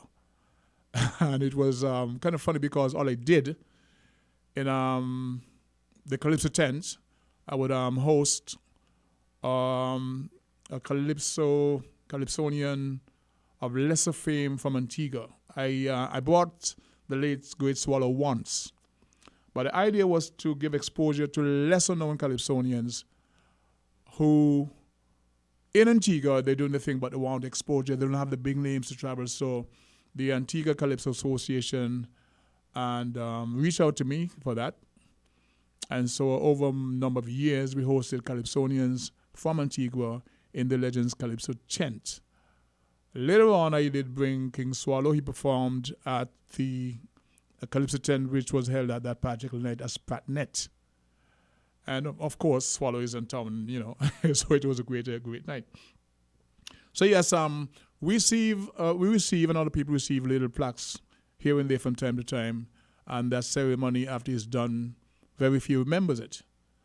I'm thinking that if we have an actual, what we call a Hall of Fame, you can have portraits of the persons or the honorees, their contribution by way of their biographies on display. So you can walk into that hall and say, okay, this is that person. This is the contribution they made over the many years. They were this, they were that, they were that. I didn't know that. But it's there so you can walk through the hall and see all the many persons. One of the persons coming to mind is Star Shields, and we can go into his contribution and what is happening to him today. We look at the passing of Swallow. I think Mr. Bacchus asked this morning, or said, he wondered if Antigua would have given him his flowers while he was yet alive. People like the Swallows, the King Shortshirts, the giants of the art form. We know that for some time the black starling has been ailing. What happens? This question came to mind this morning. What happens when these giants on this cultural landscape would have passed on? Who replaces them at that level? We have anybody at that caliber to come and say, step up to the plate and say, okay, here's what. Some years ago, Sparrow was asked who's the heir apparent to his throne. You know, Sparrow is widely accepted as the king of Calypso the world over. So he was asked, who do you think could replace you? And he said, David Rudder. He was viewed then as the heir apparent. Now, David Rudder for some years now has sort of backed off to some extent from recording annually and being at the forefront of Calypso, soca, etc. because of the piracy issue. He's taken not exactly sabbatical, but so yeah, we have the Sparrow still alive and kicking. We have Black Starling. We would have lost Winston Bailey, and a lot of people after he had passed realized, oh my gosh, really, he was so great. Look at his, his body of work and so on and so on. You get this kind of reactions at time after one of us would have passed on. I'm going to hold on as long as possible, but the question is, who steps up? So in the absence of having that history, where you could read and follow up, I think we need to support this effort in terms of getting the history and the contributions acknowledged in a very tangible way. Not one or two ceremonies, but you can actually see, feel, go back in time and read about the contributions of the persons who have made our world as we know it. The lines are open if anyone wishes to call. The numbers are 466-0989, 662-0989, 762-0989, 718-785-6948, 508-921-4619. And from the UK, we got 0333 044 0065. Okay, those are the numbers to call if you wish to be part of this debate. Talking heritage, we spoke about the mass mandate, and there's a call on the line as we speak. Caller, good day, you're live on Voices. Hi, good day. Socrates? Speaking. Okay, Socrates, you mentioned a Swallow, he passed on the weekend. Yes, I actually just mentioned him, so you would have missed. Yeah, we were speaking about Swallow and yes. Hello there. We would have lost a caller. Yes, we were speaking about the passing of Sir Rupert Philo, the King Swallow. He passed on Friday, and the news got to me about 7:30ish. I actually got a call from former Minister of Government, Mr. Dwight Astafan, who informed me, and I was asked by a journalist in Antigua to say something, so I sent a recording over there. I'm told there was some background noises, so Mr. Baker sent a young journalist to ask me to do a better recording, so I made a little contribution. So yes, the great Swallow was passed. I was also asked about one of his favorite songs. My favorite song was Swallow. I don't have any, but one came to mind, Man to Man. Yes, caller, you're live on Voices. Good day, caller, you're live on Voices. Yes, good afternoon. I was waiting for Emil to call back. Okay, he hasn't. Emil? So let me do Emil work. Okay, please. You asked about Mr. Manchester. Yes, I did. You know, there's a Manchester Hall in Sandy Point. That is correct. As I met some members of his family about maybe 10 years ago. They came here and they went to the building in Sandy Point. I actually told them they came on a cruise ship and I wanted to go there and see as much as the history they could, you know. And I think and that should have been maintained, you know, any repairs done to it? Not as far as I know. Yeah, because he was the founder of the Workers' League. Yes, I know that. Was president of the Workers' League. Yes. And also, his cousin, Edgar Challenger, was the first president. Now, he was, some days say he wasn't white, but he looked white. He was a plantation owner. That's what we start with. Yes, I'll let you talk. I'm not going to say I know. I'm going to let you talk because a lot of folks need to get the information. So I'm going to shut up and let you speak. Yes. Now, so he owned maybe 3 or 4 estates down there. I mean, have conflict or whatever down there. And, of course, he had a social conscience. And he saw the plight and the condition under which the black people lived.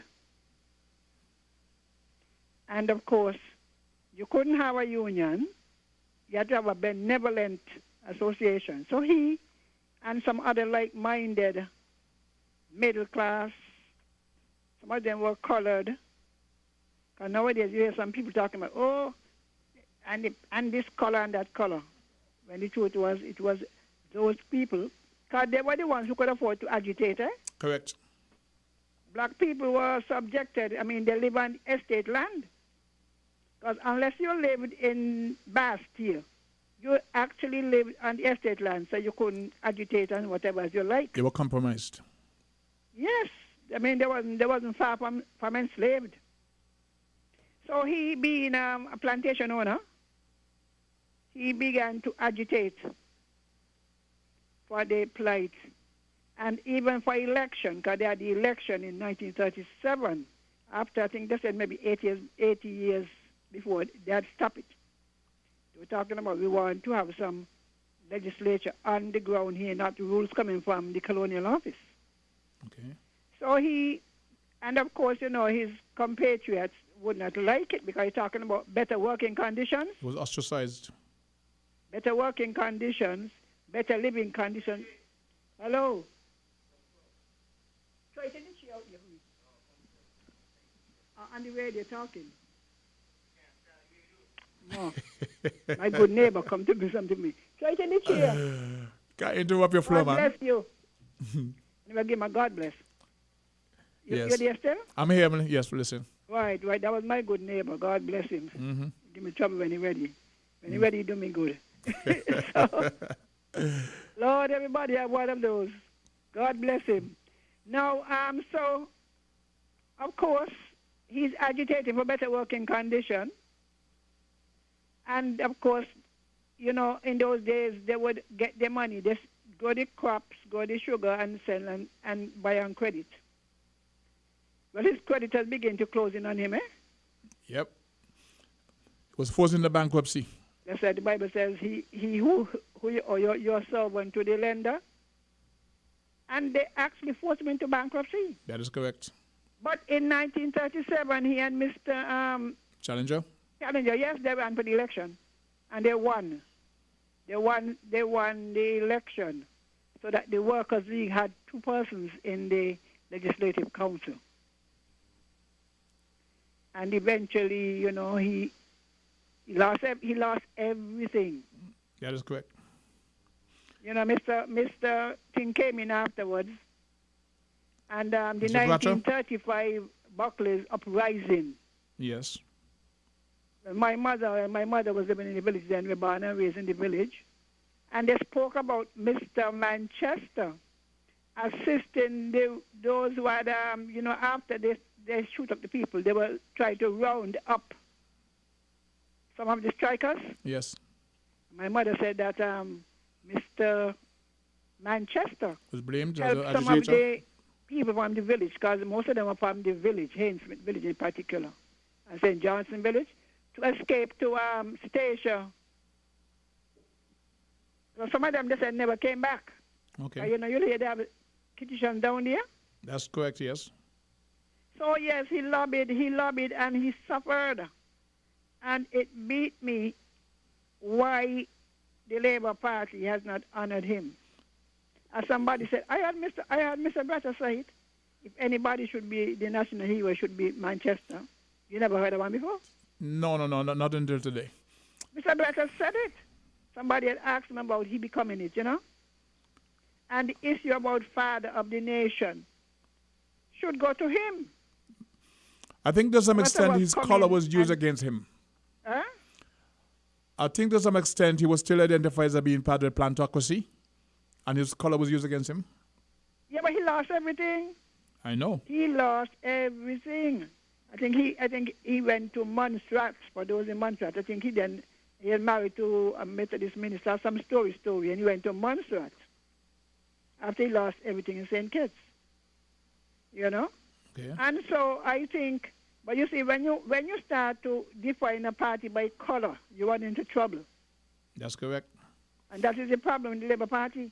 They start to talk about, and the people is the plant, the people is the planter class, and planter class. Is the planter class sacrifice? Mr. Edgar Challenger is from the planter class, you know. I had He's so much from the respect for old that man. Green Hill So much Estate respect for that man.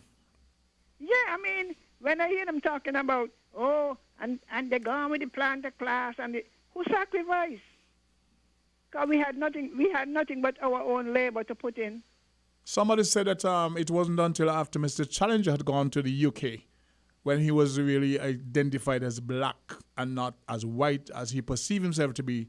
That's when he came back with a change of attitude. But I heard somebody with that kind of cock-and-bull story. Yeah. And I spoke to Mr. Challenger. Mr. Challenger said, from a young man, can remember, he grew up on the Green Hill Estate. And he said he would go down into Cayon. And his people, you know, he has this kind of Portuguese kind of Yes. Jewish look. Yes, you're right. Portuguese Jewish look, yes. Yes. I mean, he was considered white. And you will then have to say, I can't say that white people ain't got in black blood, you know, because, you know, what went on the plantation. Of course. Especially with the Portuguese.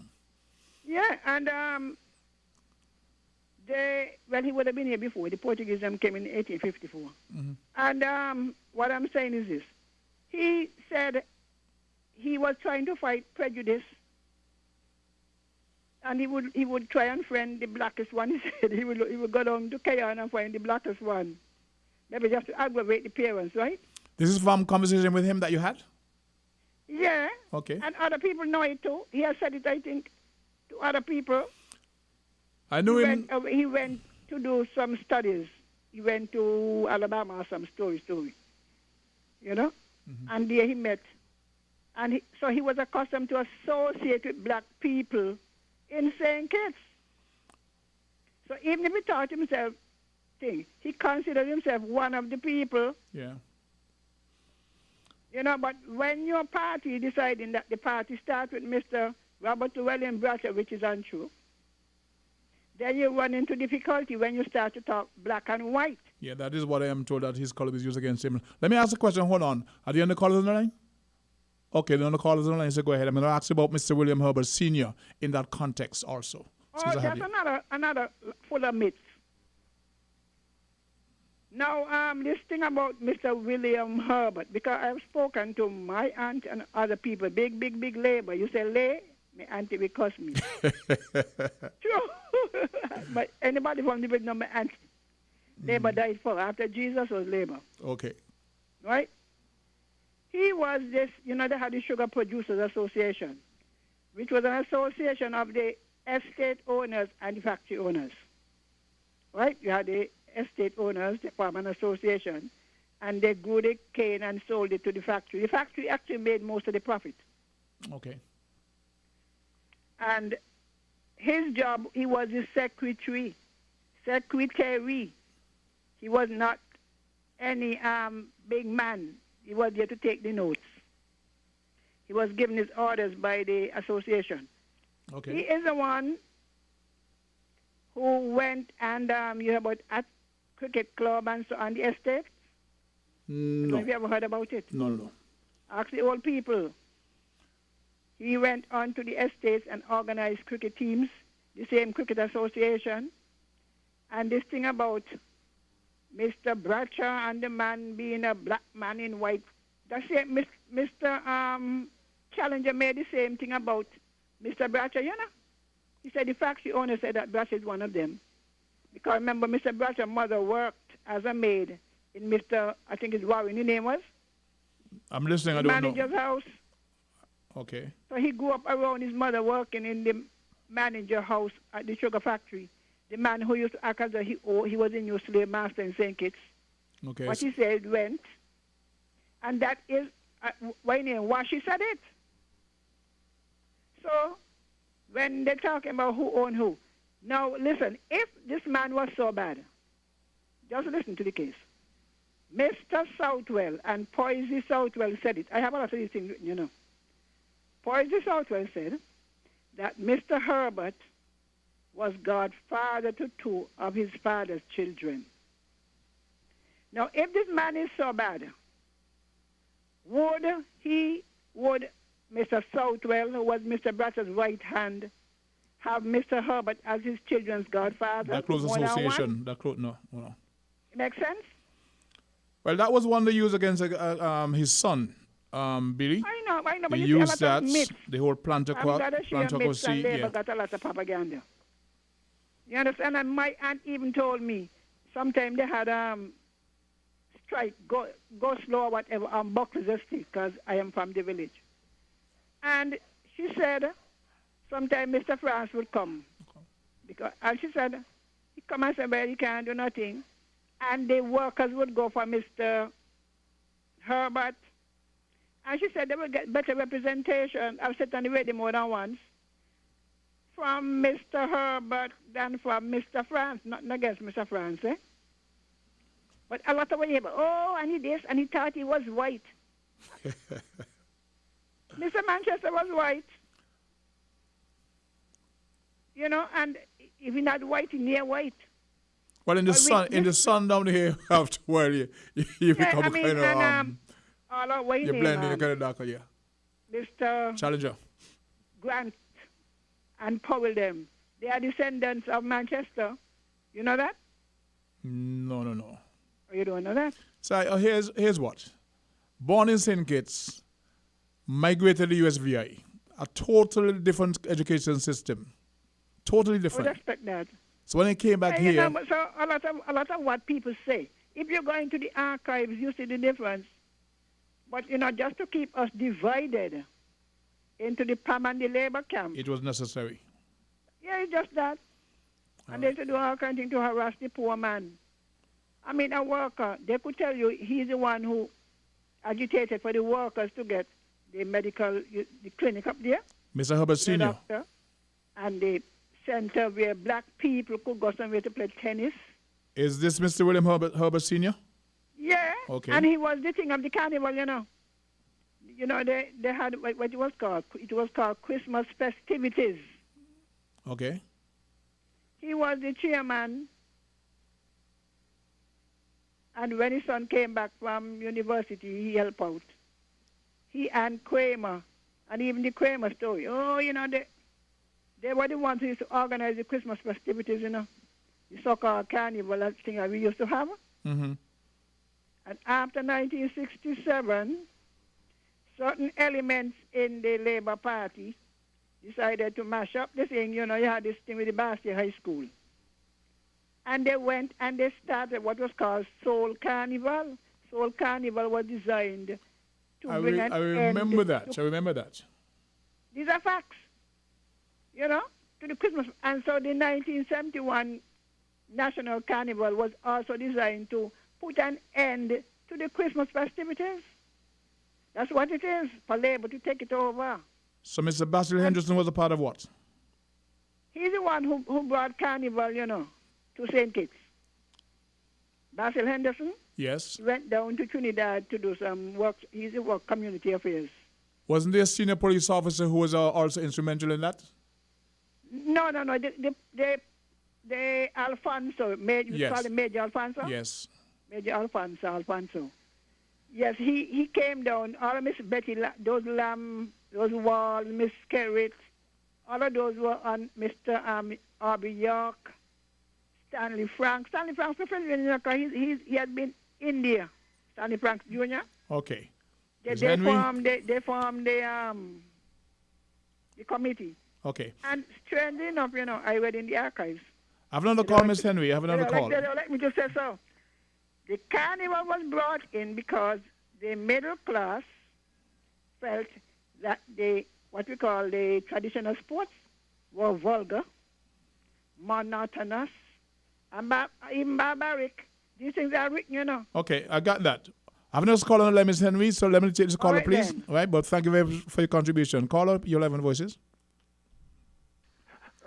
Good afternoon. Thank you for your patience. Thank you for holding your 11 voices. Yes. You can do all sorts of things with history, including revise it to suit your narrative. And I'm sure Mr. Clark must be want to jump out of his wheelchair right now. That's the thing with history. Right? Let's get your perspective. Depending on your perspective, it comes over one way or the other. We're talking about Mr. William Herbert Sr., Mr. Edgar Challenger, and Mr. Thomas Manchester. Give me your perspective. I know. You got her perspective on it, right? I'm sure you can get lots of different perspectives. And I really don't want to get into that. What I wanted to comment on, with your permission, right, was the WinFM program over the weekend. Inside the news. Yes. Yeah. Now. Okay. Before you get started, we're going to take a commercial break at 1:15. So just work with that in mind, okay? Okay. Well, just stop me whenever. Okay. Fair enough. The thing is, I was most appalled by the tone of our local presenters, right? Because by all means tout our successes, but it does not have to be done at the expense of our neighbors. That's not a good way to display patriotism, right? I consider myself just as patriotic as the next guy, but we should refrain from buying into this jingoistic, nationalistic, vanity-driven foolishness of boasting about being better than our neighbors. For those of us who missed it, enlighten us, please. Not when we are one of the smallest and most vulnerable of countries in the Caribbean. Not when one earthquake, one tsunami, or one volcanic eruption, or one hurricane can wipe us out. And we may have to go cap in hand to these same neighbors to bail us out. I mean, sometimes it's more prudent to just work with our mouths shut. After all, some things just naturally speak for themselves. If they are so great, then that should be self-evident, right? I think we discussed this before, right? I think it was the Prime Minister who started this what I consider foolishness. I don't know about started, but I know what you're talking about. I don't know about who started what, but I know you're referring to. Right. I mean, with the unnecessary comparisons of stimulus packages, right, intended to make himself look good. And it seems that even some people who should know better followed his lead. I mean, the first two local speakers on Saturday jumped on this condescending bandwagon, and this obviously irritated and irked the other two regional presenters on the program. I don't know if you heard it, because they became very defensive and reined in and essentially attacked the positions of the first two speakers. I mean, multiply this reaction by the 15 CARICOM member countries, right? Because that would be the attitude too, right? I mean, the making the comparisons like that may make us feel good, but it is not good for our reputation in the region, our stature, and our prestige. Okay, since I was small, you used to hear of these stereotype things like Jamaicans are. You got 15 seconds, sir. Bajans are snobbish, and conservative and Trinidadians were smart tricksters and Kitishans were insular. We know all of those. Well, we don't need to reinforce those negative stereotypes, most of Understood. which are not true anyway. Okay, thank you. Yeah, all right then. Thank you for your contribution. We pause now for a commercial break. The Sound 98.9 FM. It's the Hartsford's Building Center's Very Good Electrical and Plumbing Fixture Sales Event happening now until October 31st. All electrical and plumbing fittings will be discounted by 25%. That's right, 25% off all electrical and plumbing fixtures happening now until October 31st. The Very Good Electrical and Plumbing Fixture Sales Event at Hartsford's Building Centers on St. Kitts and Nevis. Very good products, very good prices, very good discounts on all electrical and plumbing fixtures at Hartsford's Building and Nevis Centers happening now. See store for details. It's the Hartsford's Independent Sales Drive for the months of September to October. Hartsford's Automotive will be on their biggest sales drive for 2020. Come to Hartsford's Automotive in the months of September and October and drive away with up to $30,000 discount on select models. Your choice of either free gas for 3 months or up to $1,000 in free groceries. 50% discount on VAT. Yup, for the months of September and October. Pay just 8.5% on VAT. Free servicing for 1 year. Free bill of sale. Free registration, licensing, and tinting. 0 down payment. That's right. Absolutely no down payment. And much, much more. It's the Hartsford's Independent Sales Drive. Terms and conditions apply. See store for details.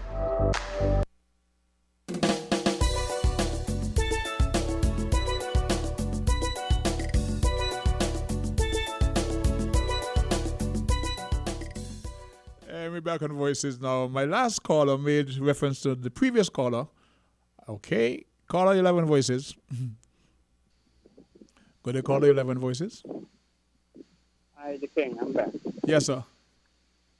I had previously inside the news on Saturday. And I guess the panelist was a mixture of persons within their various expertise. Okay. Now, when you're going to have an ambassador to the U.S., an ambassador To the UN, you says? to the U.S., To the US. Dr. Hall, Oh, yes, okay. he has an ambassadorial responsibility, especially in the season that we are in the celebratory mood of our independence. He has somewhat of a duty to give his stewardship as to the performance or the lack thereof, as to where we stand as a young nation celebrating 37 years. 37, yes. And so that is really my take on it. Now there are other panelists in various areas of expertise. And maybe a comparative analysis in terms of probably making mention of other nations. He made mention of, we are a member of the OAA, which are probably 34 nations Yes. within the America. And so the comparative analysis in terms of particularly mentioning names of respective regions, countries, nations, as opposed to where we were and where we are now. There is a ranking system. Huh? There is a ranking system. Yes. And so the ambassador did not just willy-nilly call, I would hope, he just didn't willy-nilly call those figures out of the top of his head, but as a responsible person who has that sort of like responsibility to make mention of. Now, I'm not quite sure if he or anyone of the other panelists are privy to as to what the the composition of the panelists might be. Mm-hmm. But some other gentlemen there is buried. I think there was a gentleman from Dominica who spoke very well. I think that, the agricultural aspect of these regions needs to be regionalized. That's the revolution. Mm-hmm. And so the various gentlemen within the expertise spoke on. But yeah, yes, the response is really rubbed persons otherwise. But I do think that the ambassador was just playing his ambassadorial role, knowing that we're pushing another milestone, and it was the opportune time to speak about our achievements. Close and to let the stewardship as to where we are. Because there was another gentleman, the QC, Mr. Wilkins, was there also, and he gave commendation as to where we are, how we have handled the COVID, and kudos to the health professional and the Prime Minister. Well, in today's news broadcast, I heard a replay of that presentation by Mr. Wilkins, also that of Ambassador Hull, and they were very glowing reports. So I can understand a person from Dominica taking issue with the ranking, because where we fall in the economic ladder, that spectrum, some person would be ranked ahead and be very proud of it. So I can understand what Mr. Previous caller was referring to some extent. I didn't hear the entire broadcast, but that happens. Yes, the king. And so also I'm a regionalist, I'm a Pan-Africanist, bottom line, unapologetically. So, Except but, I'm a regionalist also, but one has to give stewardship, and that is about the maturity of our people in the region. We do have to mature and know that certain responsibility is redound on certain persons, like an ambassador, and you need not to, because it could be replicated the other way around. Okay. Where the panel was in another island, and persons would have given stewardship to that. So that's my take on the whole matter. Okay, appreciate that. Thanks. Thank you very much. Now, I was making reference at the end of the call, there, sir? Okay. Making reference to the last caller who was making reference to the caller prior to him, the person of Lady Sylvian Henry, and the perspective of the history that she brought, and he was saying that Elder Clark would probably be, jumping up. I'm going to get back to that after this call, because I wanted to wrap up on that one. Call you live on Voices. Yeah. Me again. Yes. Okay, No, let me jump in ahead of you, because... No, the one I listened on Saturday, and you see what NB does?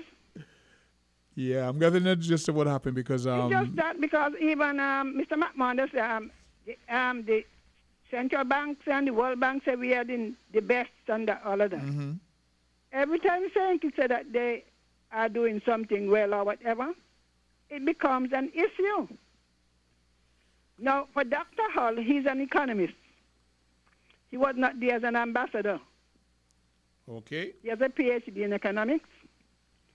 When they asked him the question about the social thing and the man was going on, he should have directed them to the Human Development Index. That measures what they were asking about. Okay. And then there they would have seen what place we have among the West.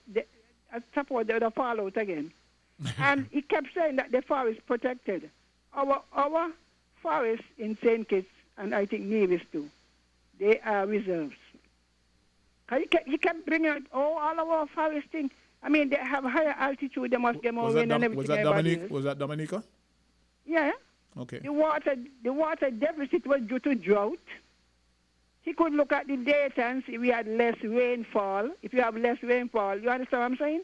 Mm-hmm. So some of the things I'm saying that they weren't prepared. All of them weren't prepared. Because if Dr. was prepared, he'll have the answer.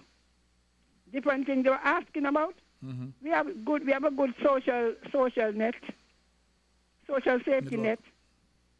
Because they were asking things, But it just irked them that St. Kitts could say, well, I said we're doing better than Mr. Batman said we were doing better than the West. Well, What I heard PM Brown from Antigua saying that they'll be catching up with St. Kitts by the year's end. Nothing wrong with that. He was saying that. I said, wow, And Antigua, another who thing has again, this 365 gentleman was asking beaches, about the, streets in the why category St. Kitts? St. Kitts. If you look at the OECS website, education is a regional thing. The OECS education policy, I think they CARICOM environmental. So a lot of the things that go on in our country, only because the ministers don't say so, they are part of a regional plan. So it's not saying it's out there doing their own thing and they're ahead of everybody else. So I said, they're asking questions to me that they should have known.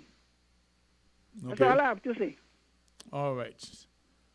Okay, Elder Henry. Yes, I was going to speak about that because something triggered in my mind when Mr. McMahon called and spoke about he think that Elder Clark would be jumping up. There seems to be a bit of vitriol and animus that goes on in the airwaves between the opinions expressed by Elder Henry and Elder Clark. I'm thinking as elders, for the young people who are looking on, we can learn so much from you. But then we get on the radio station, we hear, well, Sylvie this, that, and that, and Earl Clark, we don't need that. You guys have so much to contribute, in a manner, even though you have opposing views. It should be a learning experience for the many who don't know the information, not believing that you bring a perspective that's deliberately biased. They won't have to come to it, and then we're left in confusion. Right? You spoke about the contributions of Mr. Edgar Challenger, Thomas Manchester. I just asked about William Herbert Sr., and you gave me a perspective. If Elder Clark has a different perspective, well, we will have that debate. Whether it's WinFM, in studio, on the other station, that would be welcomed. Let me take to the call. Call all your 11 voices. Go to call your 11 voices. We have about 4 minutes to wrap up, so. Okay, good day. Yes, Just sir. talking about history. Yes. Right, of the country in certain areas. However, if you will be aware, depending on who is saying what, you could have history being told in 2 different ways. That is correct. Because, especially in our situation, it's so sad that everything has to be political. And therefore, people like me and you who are not informed about something will always stay informed about our true history. We suffer. You understand what I'm saying? And it's not good.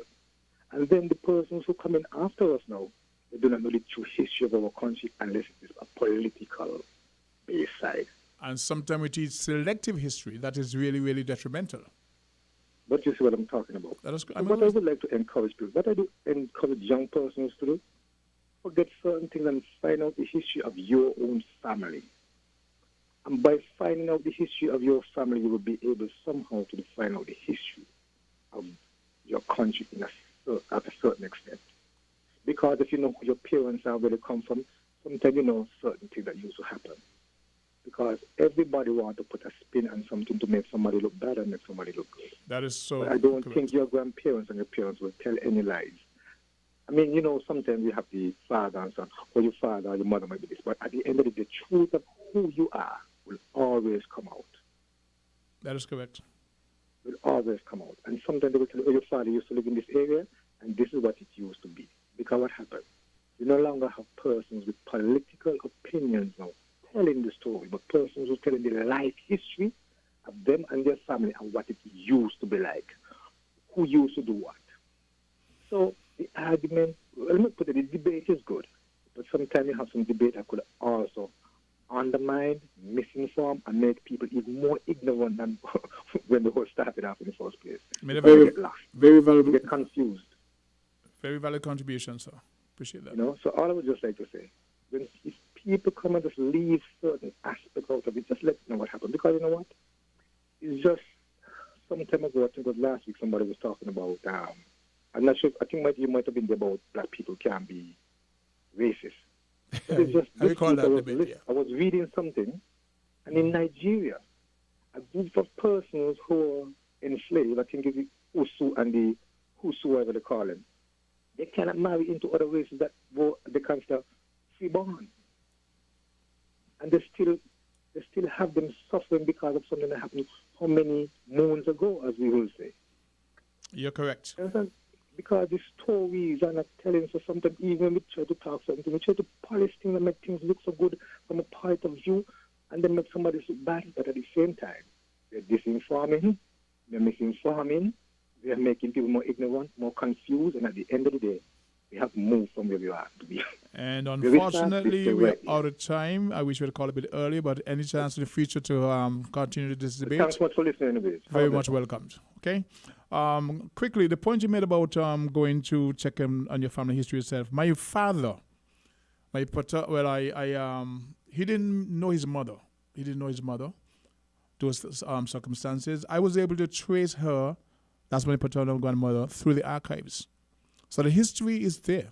My father never met his mother for a lot of reasons, but I never met her actually, my grandmother, but I was able to trace her through the archives. So there's that history that you can go and see for yourself, or you can listen to the elders and draw your own conclusions. With that, we come to another end of Voices, another episode of Voices. I want to thank all the callers who were able to make the contribution, those who were able to listen in, and be part of the debate one way or the other.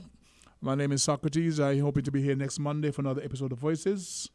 I want to say thanks to all the sponsors and to management for giving me a chance to have a little chit-chat with the public. Okay? So I wish you peace, love, and much better tomorrow. Bye-bye now.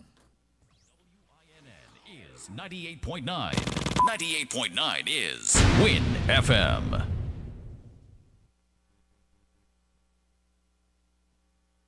To avoid getting the coronavirus, remember to wash your hands thoroughly and frequently before and after preparing food, after using the toilet or changing